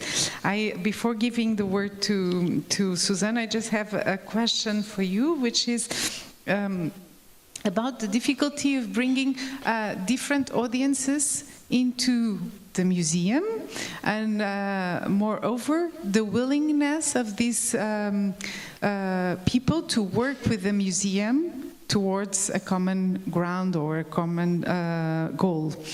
How do you reach these diverse groups, minorities, migrants, people from different religious backgrounds to work with you? Do you work with them within when you make an exhibition or when you design the program, or can you only reach them to activities? How do you work in this regard? It depends. It's both ways. Sometimes in some exhibitions, those different voices are brought from the beginning, and they help to, for instance, the vegetable gardens was all built upon those local communities related to vegetable gardens in Lisbon. So it was a huge diversity of communities, from people from India, from European countries, from former Portuguese colonies, etc. So it's a co-creation process since the beginning. Sometimes we look after and we go and knock at the door and say, we would like to do this. Do you think it's interesting? What do you expect from a museum? Do you know what is a museum? We were talking about this just before this session. The key for me or for the museum is always the museum to be that people can look at the museum at their own place. And I think that when people look at the museum at their own place, it's easy then. Yeah. You just have, and sometimes it's the several stakeholders that knock at the door at the museum, would like to do this, etc., etc. Yes, we know that museums are still have big walls, nevertheless, and it's a process. But thank you, it was very inspiring, and I was grateful to know about all these projects. And so now we'll listen to Susana Gomes da Silva. She is head of education of the Modern Art Center of Carlos Gulbenkian Foundation since 2002. It's already 2 decades. She is the responsible for the vision, the strategy, and the methodology of education, mediation, and participation department of this Modern Art Center and all its programs, managing the team of museum educators and developing an ambitious and encompassing education and participatory approach to the collection of the modern and contemporary art. From 2020 to 2022, she has also been a teacher of museum education and mediation in the Museum Studies Master of Nova University. And she is actively engaged in the field of museum education, both nationally, internationally, as well as a lecturer, a program, a consultant, an author, and much more. And an inspiration for us all. Susana, the floor is yours. Thank you so much, Sara. Thank you for the invitation to Acesso Cultura, to Plano Nacional das Artes. It's really great to be here. I must apologize for my voice and if I cough during my speech, just because I've been recovering from a cold, a very severe one. And that's one of the reasons I won't stand up as my colleague David did, because I need to be close to my glass of water, just in case. So just forgive me for that. It's a pleasure to be here, and it's a pleasure to talk about art as a transformational field of action. In the Modern Art Center, we work Oh, thank you. Yeah, the Modern Arts Center, for those who don't know, because I don't know who is our audience, online audience, the Modern Arts Center is a collection of modern art and contemporary pieces, mainly Portuguese ones, and it belongs to the Gulbenkian Foundation. The Gulbenkian Foundation is actually 2 museums. This is one of the museums. And the Modern Art Center is currently under refurbishing, so it's closed for refurbishing since 2020. And it will only reopen on 2024. And against all odds, this was an opportunity for us, the education department, to scale up a bit our work on citizenship education. And so I would introduce the moment we are living in. The Modern Arts Center is currently deciding and defining a new mission and vision. And now that in that mission, arts as a field for transformation of society, and as a possibility of unlocking the transformational power of and potential of the arts, is at the core of the new mission and vision. And this has become an opportunity, because during this last year, we've been through a consultation process. I will just change to the next one. Is it? How is it?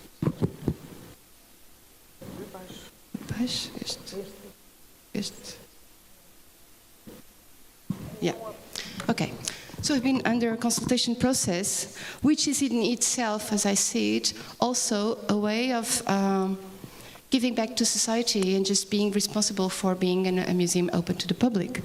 And this consultation process was internal and external, and was directed to our stakeholders in a broader view of who are our stakeholders, and was asking a very crucial question, which was, what's the purpose of an arts center today? How can an art center contribute for the definition and the creation of other futures?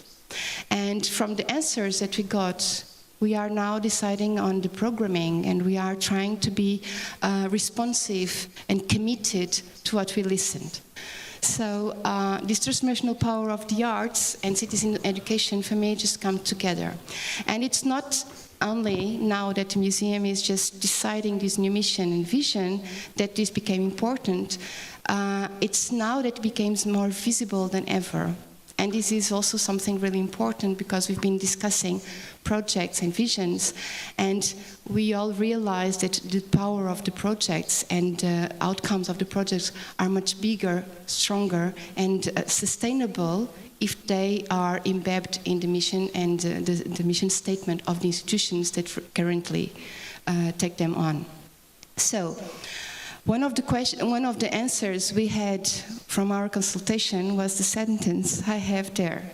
We want a museum where many different worlds can inhabit. And so let's try to see what projects I bring to you to answer that.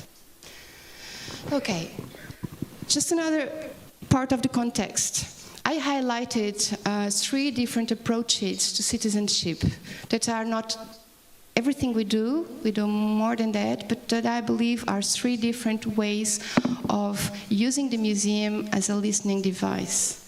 I share the vision of Mike Murawski when he says that listening is activism. And nowadays, sometimes it's the most activist position you can have. But listening is also having a responsibility. I have a colleague of mine that always says that, well, she quotes Spider-Man, and she says, with great powers comes great responsibility. But listening is also that, it's a great responsibility, because once you listened, what are you going to do with the things you listened to? And what commitment are you able to embrace to give a response to that? And so, listening and empowering come together. And most of our action towards citizenship education nowadays is through projects, long-term or mid-term projects, engaging with specific groups of people and communities, and through participatory and collaborative processes. We also think that the museum can be a loudspeaker and a subwoofer, in a way, to important issues. And the other thing, for instance, that we are now discussing as the new vision and mission for the museum is that we are centered in what in English is called, well, at least my directors call it like this, topicality, which means that we are open and engaging with the issues and matters that are really crucial to society in current times. So no longer museums with big walls, like Sarah said, and just devoted to themselves and their collections, but museums open to the city, open to the world, open to the neighbors, and open to the discussions that we currently want to carry on, even if the discussions mean embracing uncomfortable questions or making, putting the museum itself into question. The new definition of the museum added a very specific and important paragraph to the former definition. And in that paragraph, you have all these: responsibility towards communities, accountability, ethics, and the need to include everyone and discuss all matters. So,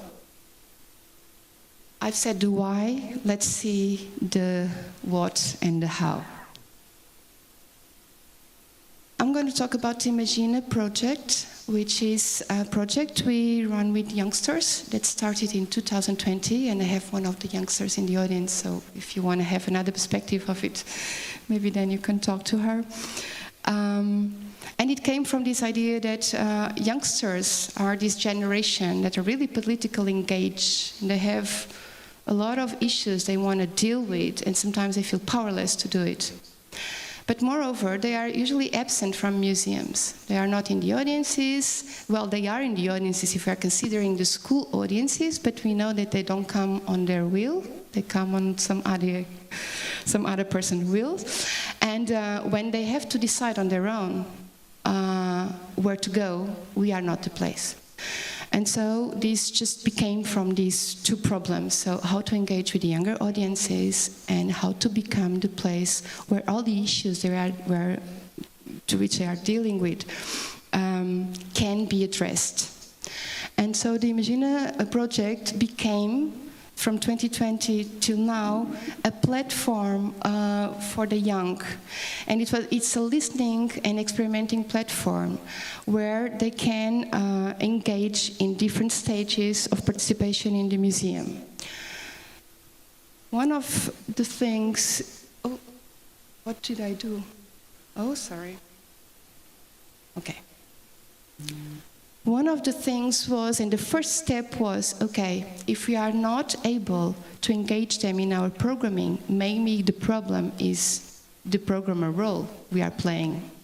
So sharing the stage seemed to be logical as an approach to listen.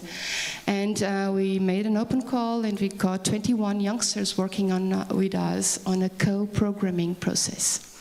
And the co-programming, and that's where all these issues that we usually call as citizenship education came. We had no program defined in the beginning, so we had no specific issues or matters defined to talk about. We were just talking about power, sharing the power, the role of the programmer, and what is programming, and why do we program. And suddenly, from all the discussions, all these issues were just coming. Because programming was, for all these youngsters working with us, a very political role.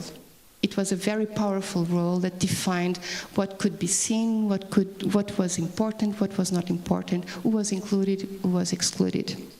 So most of the issues of the equal rights, human rights, racism, LGBTQ, all those sustainability, the climate emergency, they all came as specific issues that we are dealing with, and as a museum, an institution, a cultural institution, or a programmer, we are obliged to deal with also, if you want to be relevant. And so, from the work with the youngsters, we created a whole programming in 2020. Well, with the pandemics, the program was not as ambitious as we wanted to, but I will come back to that. but a whole programming based on questions. So making a question and making the right question just became the way to address all these subjects. And then when we made the question, finding out who is the person we want to invite and bring to this conversation, who are the points of view that are not represented, how can we make the conversation wider and reach more people? And that's what they did. And that's what we did again this year by reinviting the youngsters to program and co-curate with our collection in a way, with videos, but also to co-program the International Night and Day of the Museums, especially because this year it was dedicated to the power of museums. So it seemed to us that it was a great opportunity to reflect on this idea, what's the power of museums? And whose power we are talking about? Power to do what? Do we share the power? And for instance, one of the things that came out of the discussion with the youngsters, and that was one of the axes for all their programming for the International Day of the Museums, was the party. It sounds strange sometimes, but partying is something that they really related to. Partying is something that is completely away from our museums. You know, museums are, well, serious places. We don't party. But party just became as a subject for a safe haven for people that that feel they don't belong anywhere else. Party as the right to pleasure and the right to the body, and the right for different bodies to connect to each other. And so suddenly, from this topic, the whole thing was just, you know, being put into discussion. And so the programming was all around this. And the other issue, for instance, was skin and memory.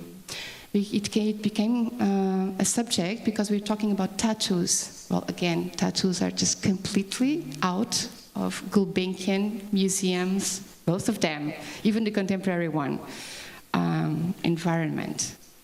I must say that the faces that the bosses made when we talked about tattoos were not happy faces in the beginning. But tattoos just helped us discuss, you know, this politics of the body and this restriction of the body and what kind of bodies are allowed and not allowed in certain spaces. And this idea also of a tattoo is something that you commit for life. So it's a scar in a way, but it's also a memory, a very strong memory, very meaningful. So how could we relate this idea with the museums? Because usually museums are not connected to these strong memories you want to keep for life. Well, the professionals, the staff members would say that, but I doubt most of our audiences would say. So this started another discussion. So what about the museum as a skin? What about the museum as also this place where we connect to each other and we create memories for life? And so this co-programming project opened up another way of working on citizenship by playing actively all the roles we do in citizenship, listening. There was this sense in the group, of course. There was difficulties in connecting to an institution that usually has a very strict form of doing things and has to be open to different ways of work. An institution that had to think and research on topics that usually are not considered the right ones to address culturally. So all these things were part of the active exercise, I would say, of democracy.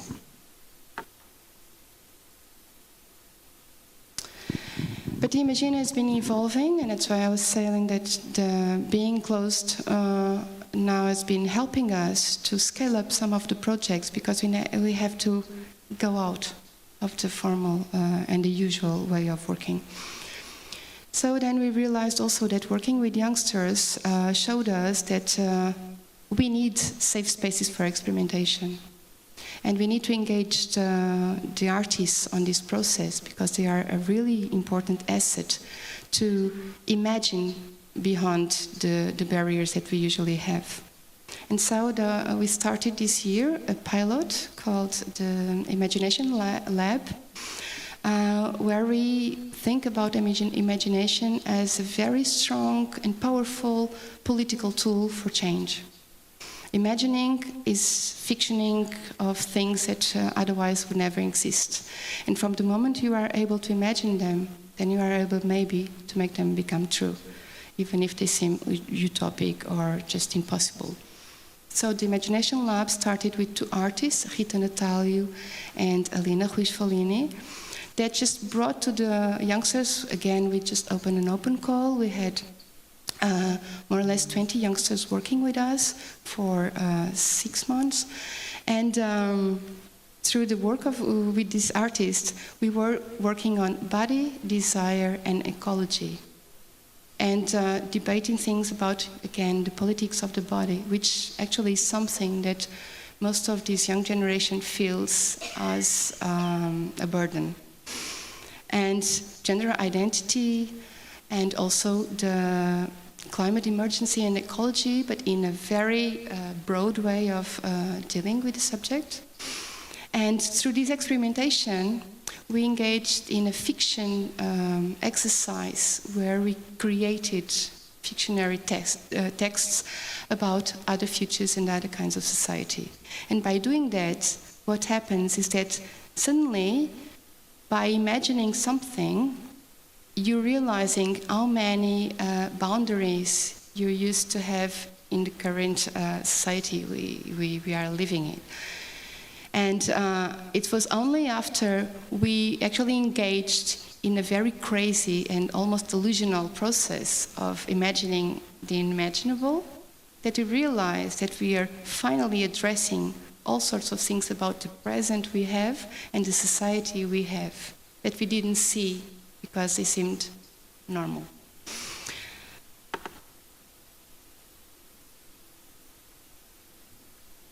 Oh, sorry, it's not working.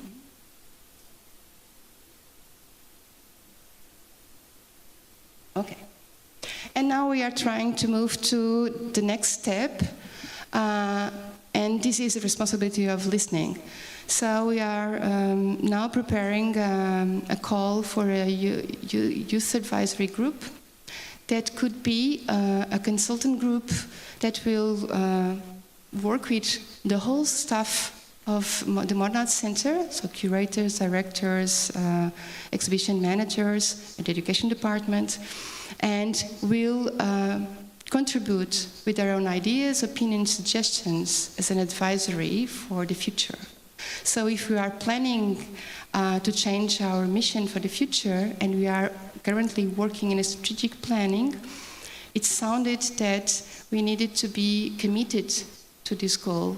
And if we stated, and in the planning, we stated the youth and the young generations are one of the core audiences we want to work with. So now we are just inviting them to be part of the decision-making process. So again, sharing the stage, sharing the power. Well, let's see, it will come out, I believe, in 1 month. So, and then maybe we'll have another opportunity to talk about it. So this is the kind of project that we are currently trying to evolve. So the Imagina, when you see the Imagina, you can look for information. The Imagina, we call it Gulbenkian Imagina, you find more and more specific small projects within, because we feel now that this is more a statement than just a project. Okay, so now going back to the schools, which was one of the stakeholders we also consulted actually, and we listened to a lot of teachers and students. We work with schools in several ways. Of course, we also have the guided tours and everything, and we are committed to the citizenship education also in those activities. But I just decided to bring, again, a long-term project.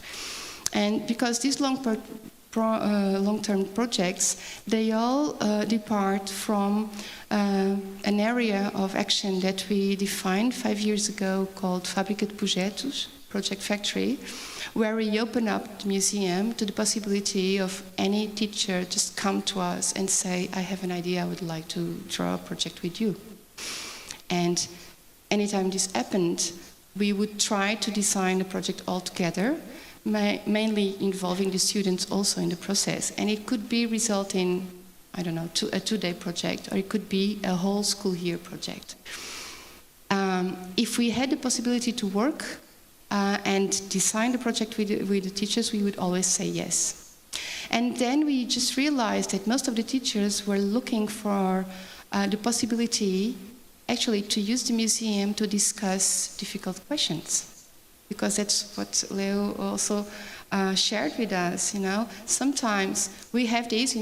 Citizenship education is part of our school education nowadays for many years now, but still the teachers sometimes feel powerless with the tension that occurs in the classroom when you talk about racism or when you talk about refugees, and they feel that they need allies. So the museums can be an ally, and we wanted to be that place.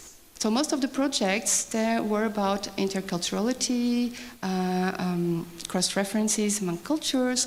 They were addressing, specific themes like gender equality or LGBTQ issues or racism. And then for the last 2 years, we decided to work specifically on that. So last year, we created a project with a specific school.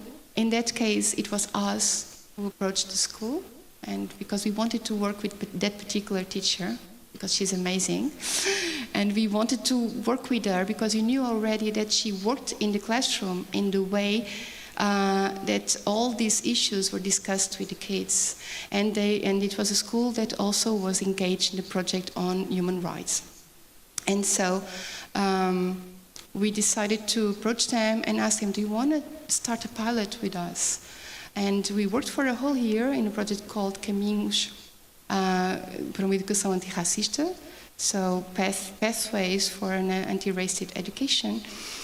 And we worked in a way that our educators went to the classroom every fortnight, and then they would come to the museum.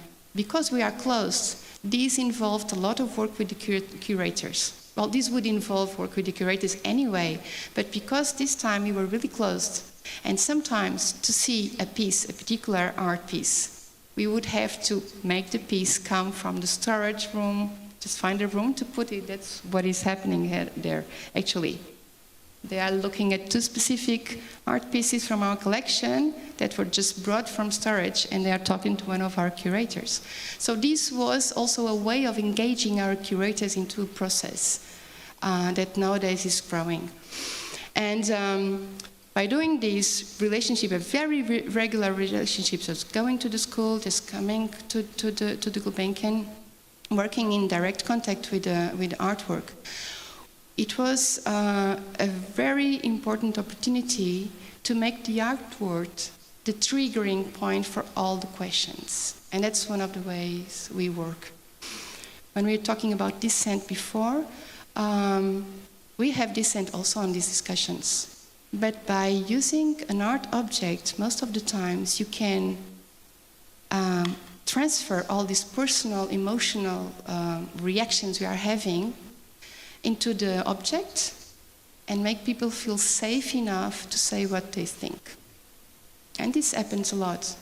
I must tell you that with this piece here from Antonio Wall, there was one kid that decided for the first time to talk about slavery and just say, my grandma was a slave. This was something that she would never dare to share before, just because we were talking about a piece that was talking about slavery, and then Antonio Wall, as an artist, was just picking archives from all the slavery process, and then she felt just empowered enough and just safe enough to say, well, I want to talk about this. And the other one, for instance, the other piece, one of the kids just said, well, not everyone is hurt. And we just asked why. Why not everyone? Well, it depends on the color of your skin. And again, just being able to say this in a classroom and share this with your colleagues for the first time, sometimes it's just what we wanted, a safe place to discuss really difficult questions sometimes and trouble questions. Yeah, I will. Oops. Eerst. Okay.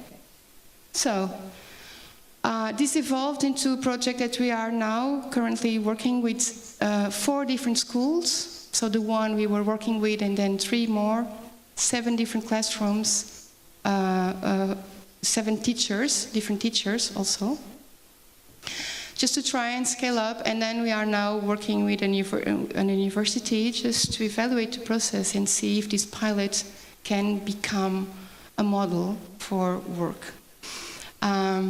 Because we realized that it was really powerful just to bring the artwork into the classroom, engage on the discussion through the artwork, and then go back to the museum.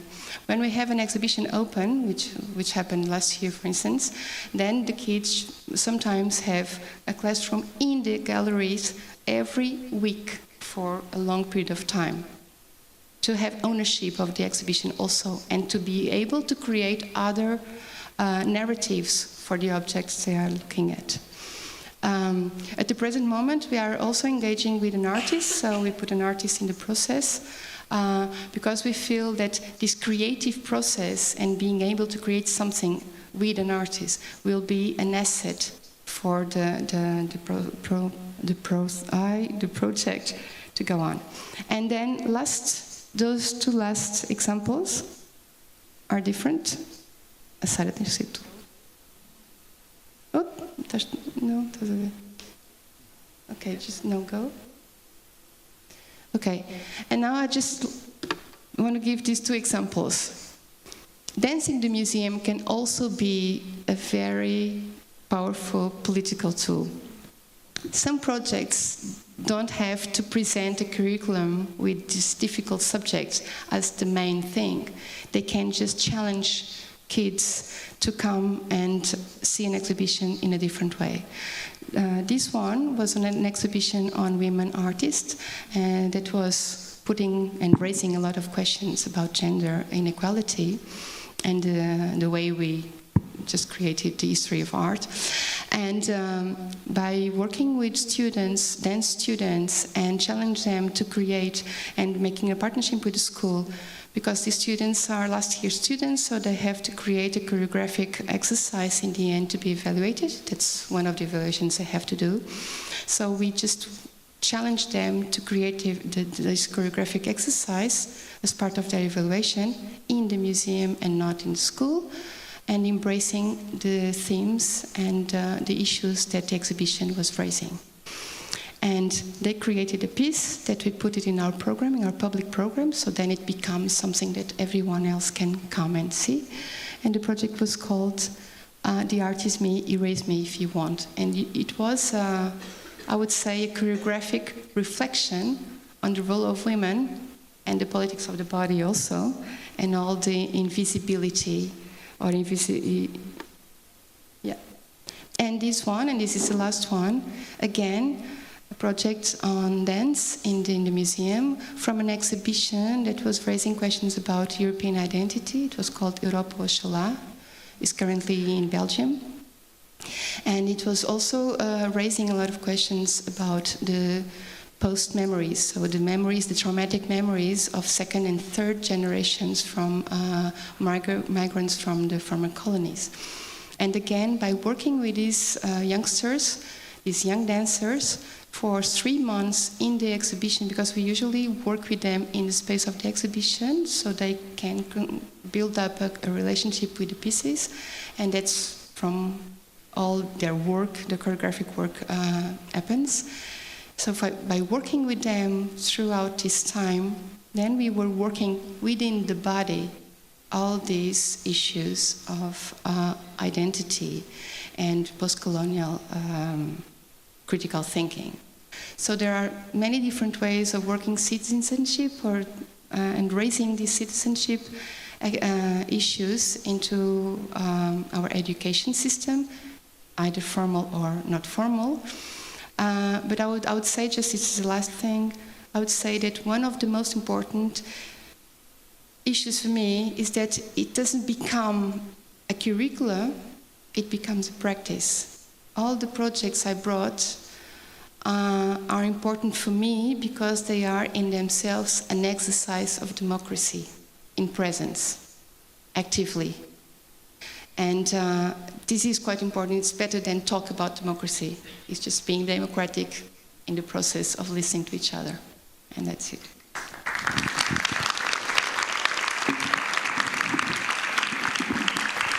Thank you, Susanna. It was wonderful to listen to these projects explained in such a careful way. There are two ideas that I would like to question you about. One is about something that you said several times, and for us, we repeat it all the time too in the National Plan of the Arts, which is to create safe spaces for innovative ideas, for transformation. No one brings the revolution without preparing it in a safe space and being able to create and have as well, not only safe but empty space for creation. This is very important. The second idea that you brought throughout your presentation was the idea of time. You always spoke about projects that take time, that demand for commitment and compromise. So my question is, how do you engage young people without schools, without coming or with their families or with the school, especially when you think about people that can be vulnerable, that can be suspicious of museums, thinking that museums are not for activism or outcasts, or thinking about people like teenagers who just have this idea that museums are bored. How can you make them commit to a long-term engagement? It's really about the how. What do you give them? Sweets? I think we just give the opportunity to make their voices speak louder and just be heard. Actually, well, commitment to long-term projects is something. It's tricky. You know, it's one of the dilemmas most of the times. I must say that I doubted when I gave you the number of youngsters engaged in the lab, because we started with 25, but I believe we ended up with 16. But I don't read this as a failure. I just read this on this. We are so pressed, you know, all the time with so many activities that sometimes you just have to make choices. And it doesn't mean that what happened when they engaged in the beginning wasn't important. Actually, I must say that when we created this last open call for the lab, the Imagina lab, we got 100 applications from all over the country. It was just crazy. I was not expecting so many youngsters trying to be involved in a project.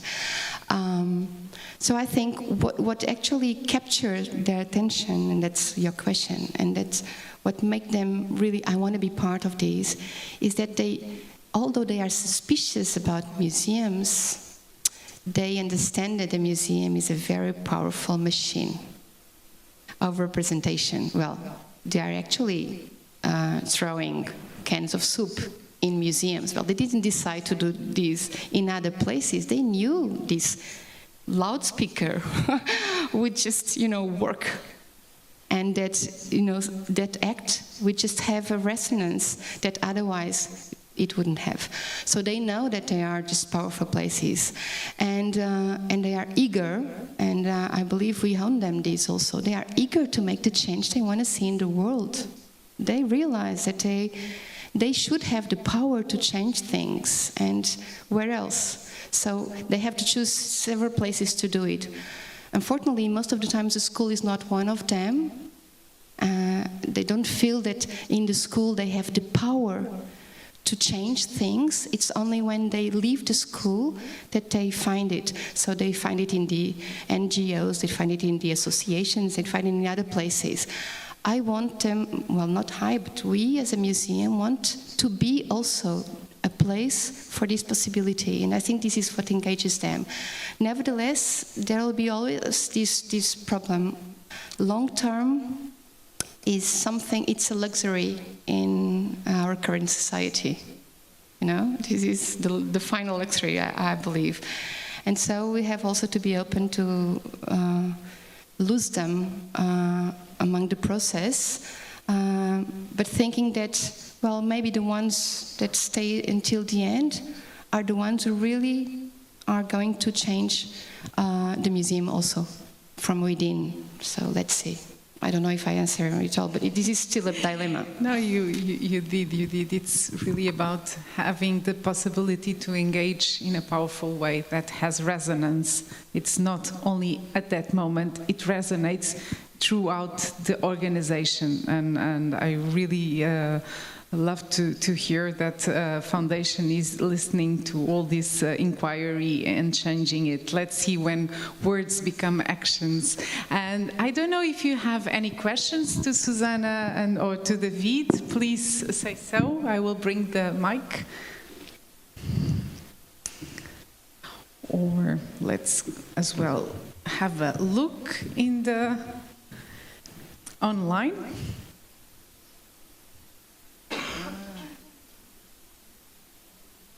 It's people are a bit behind. Okay, Carla. Thank you both for sharing your experiences. I'm curious about the young people that participate in your lab project. I would like to know a little bit more about their social background, education background. Are they mainly students from art, history, or other backgrounds? Are they coming from where in Lisbon or other places? How are they going? Because sometimes, especially in school groups, we always hear the same excuse why teachers don't go to museums or other places. It's because they don't have the way to do it, because they somehow think there's no public transportation or it's whatever.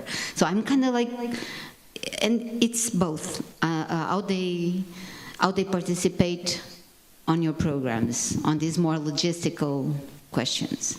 Okay, these youngsters one, well, they would come on their own.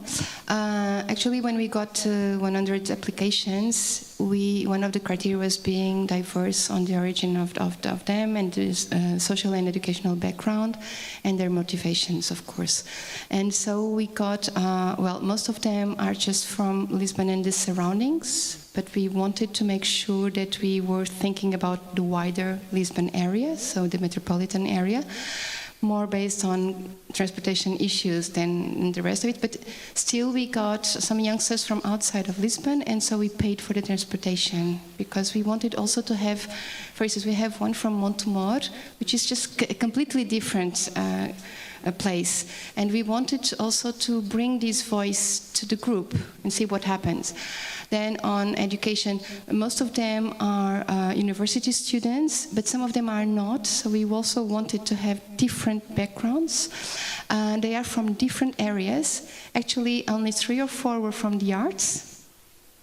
That was not by chance. We tried to pick, we had from economics or, areas that are not easily related to what we were doing, which actually was really a challenge for the artists because they wanted to engage in a very performance strategy, way of doing things because they are both for performance. And for most of these students and these youngsters were just completely, oh my God, what is happening?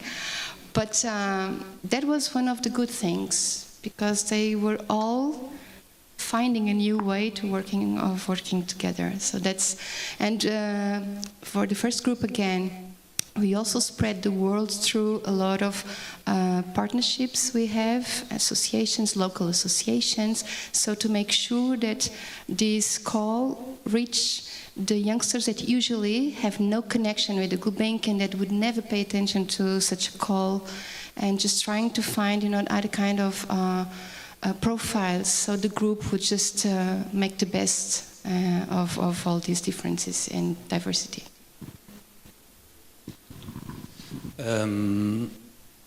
We have several, most of the projects that I talk about are with schools from Lisbon, the metropolitan area of Lisbon. Actually, most of the schools that visit or participate in our activities are from Lisbon and surroundings. I didn't talk about long-term projects with schools or with teenagers, but for instance, we have ongoing projects with several schools, of course, that are the neighborhoods or the different sites of the museum, but also with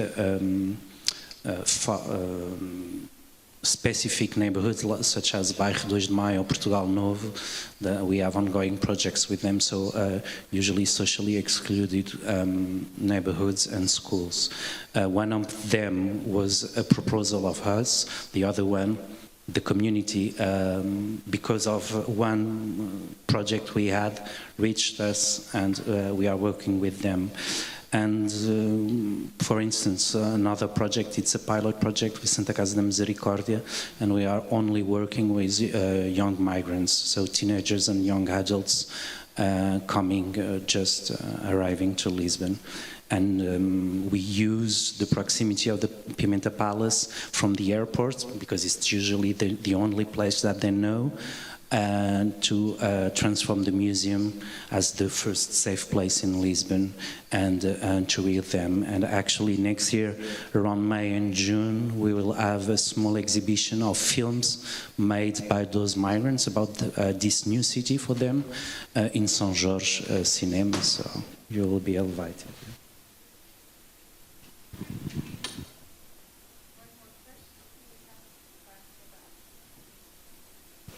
Can I just ask a question about, you showed several examples of projects, but mainly for younger students, I would say. And being a professor at the University of Lisbon, I'm always negatively surprised and sometimes quite worried about the level of prejudice and segregation that still exists within the university community. And so I would like to know if you have particular programs that are directed to university professors and students around the topics that you have mentioned about the other projects. We don't have specific programs to them. We have a very close relationship with the Faculty of Sciences, and we do a lot of visits and activities with the students. Some of those you see, the tours, etc. But because we have a very specific and close relationship with them, so but a specific program or with teachers or students, no, we don't have it yet. We had for 3 years a specific day where we actually open up Gulbenkian to students and teachers, university students and teachers, called Dia das Universidades, and where we actually just made a specific programming. In one way was just to let them know how many different things it was possible to do in Gulbenkian, because Gulbenkian is not only what I was explaining, as you know, it has a whole, it's a whole facet on its own. But also, it was an opportunity then to design specific activities to discuss sometimes specific subjects. I remember, for instance, one of the times we were just with one of the curators discussing post-colonial narratives, because we had an exhibition on that. So. And it worked for a while as a connection point, because we also feel this disengagement, you know. Most of university teachers feel that it's not their role anymore just to take them to these venues, these cultural venues, because they are, you know, young adults and they should be able to go on their own, but then the students don't go. I must say that one of the most absent audiences we have are the art students. I don't know why.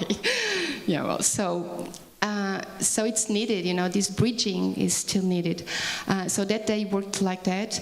Nowadays, through these projects, we are reaching a lot of young students, but it's something we are currently reflecting on, Elena, so thank you for asking, because we need to bridge this. There's a gap here, and we need to find ways to work together. Thank you all. I think we have to make the closing remarks now. Just to say that online our teachers, museum mediators and cultural agents that are there are just saying that all these experiences are wonderful to share, and they thank you all. And they are asking if this seminar will be remaining in the internet. It will be there in the channel of YouTube from Jest. And these people who are there hiding, they are essential for this work, and I thank them again, Avilio and his crew. And it will be there for all times. I want to thank you all, Leonard, Susanna, and David. Maria, do you want to come join us? Yes. And I think one of the ideas that in my mind will remain is this idea that if we want young people to engage and to really fight for the health of our democracy through culture, it means that we cannot address them with any distrust. We need to engage them, to ask them to participate, and they will, because one thing that we understood in this whole conversation is that we have a very powerful and political young generation who wants to participate. So let's make the space for this to happen, and we will, at the National Plan for the Arts, do that, and I'm sure Access Cultura is doing it every time, with the seminars, with the whole programming, and with the training of agents that you do in your daily life. So thank you all for coming, and we keep connected. Thank you.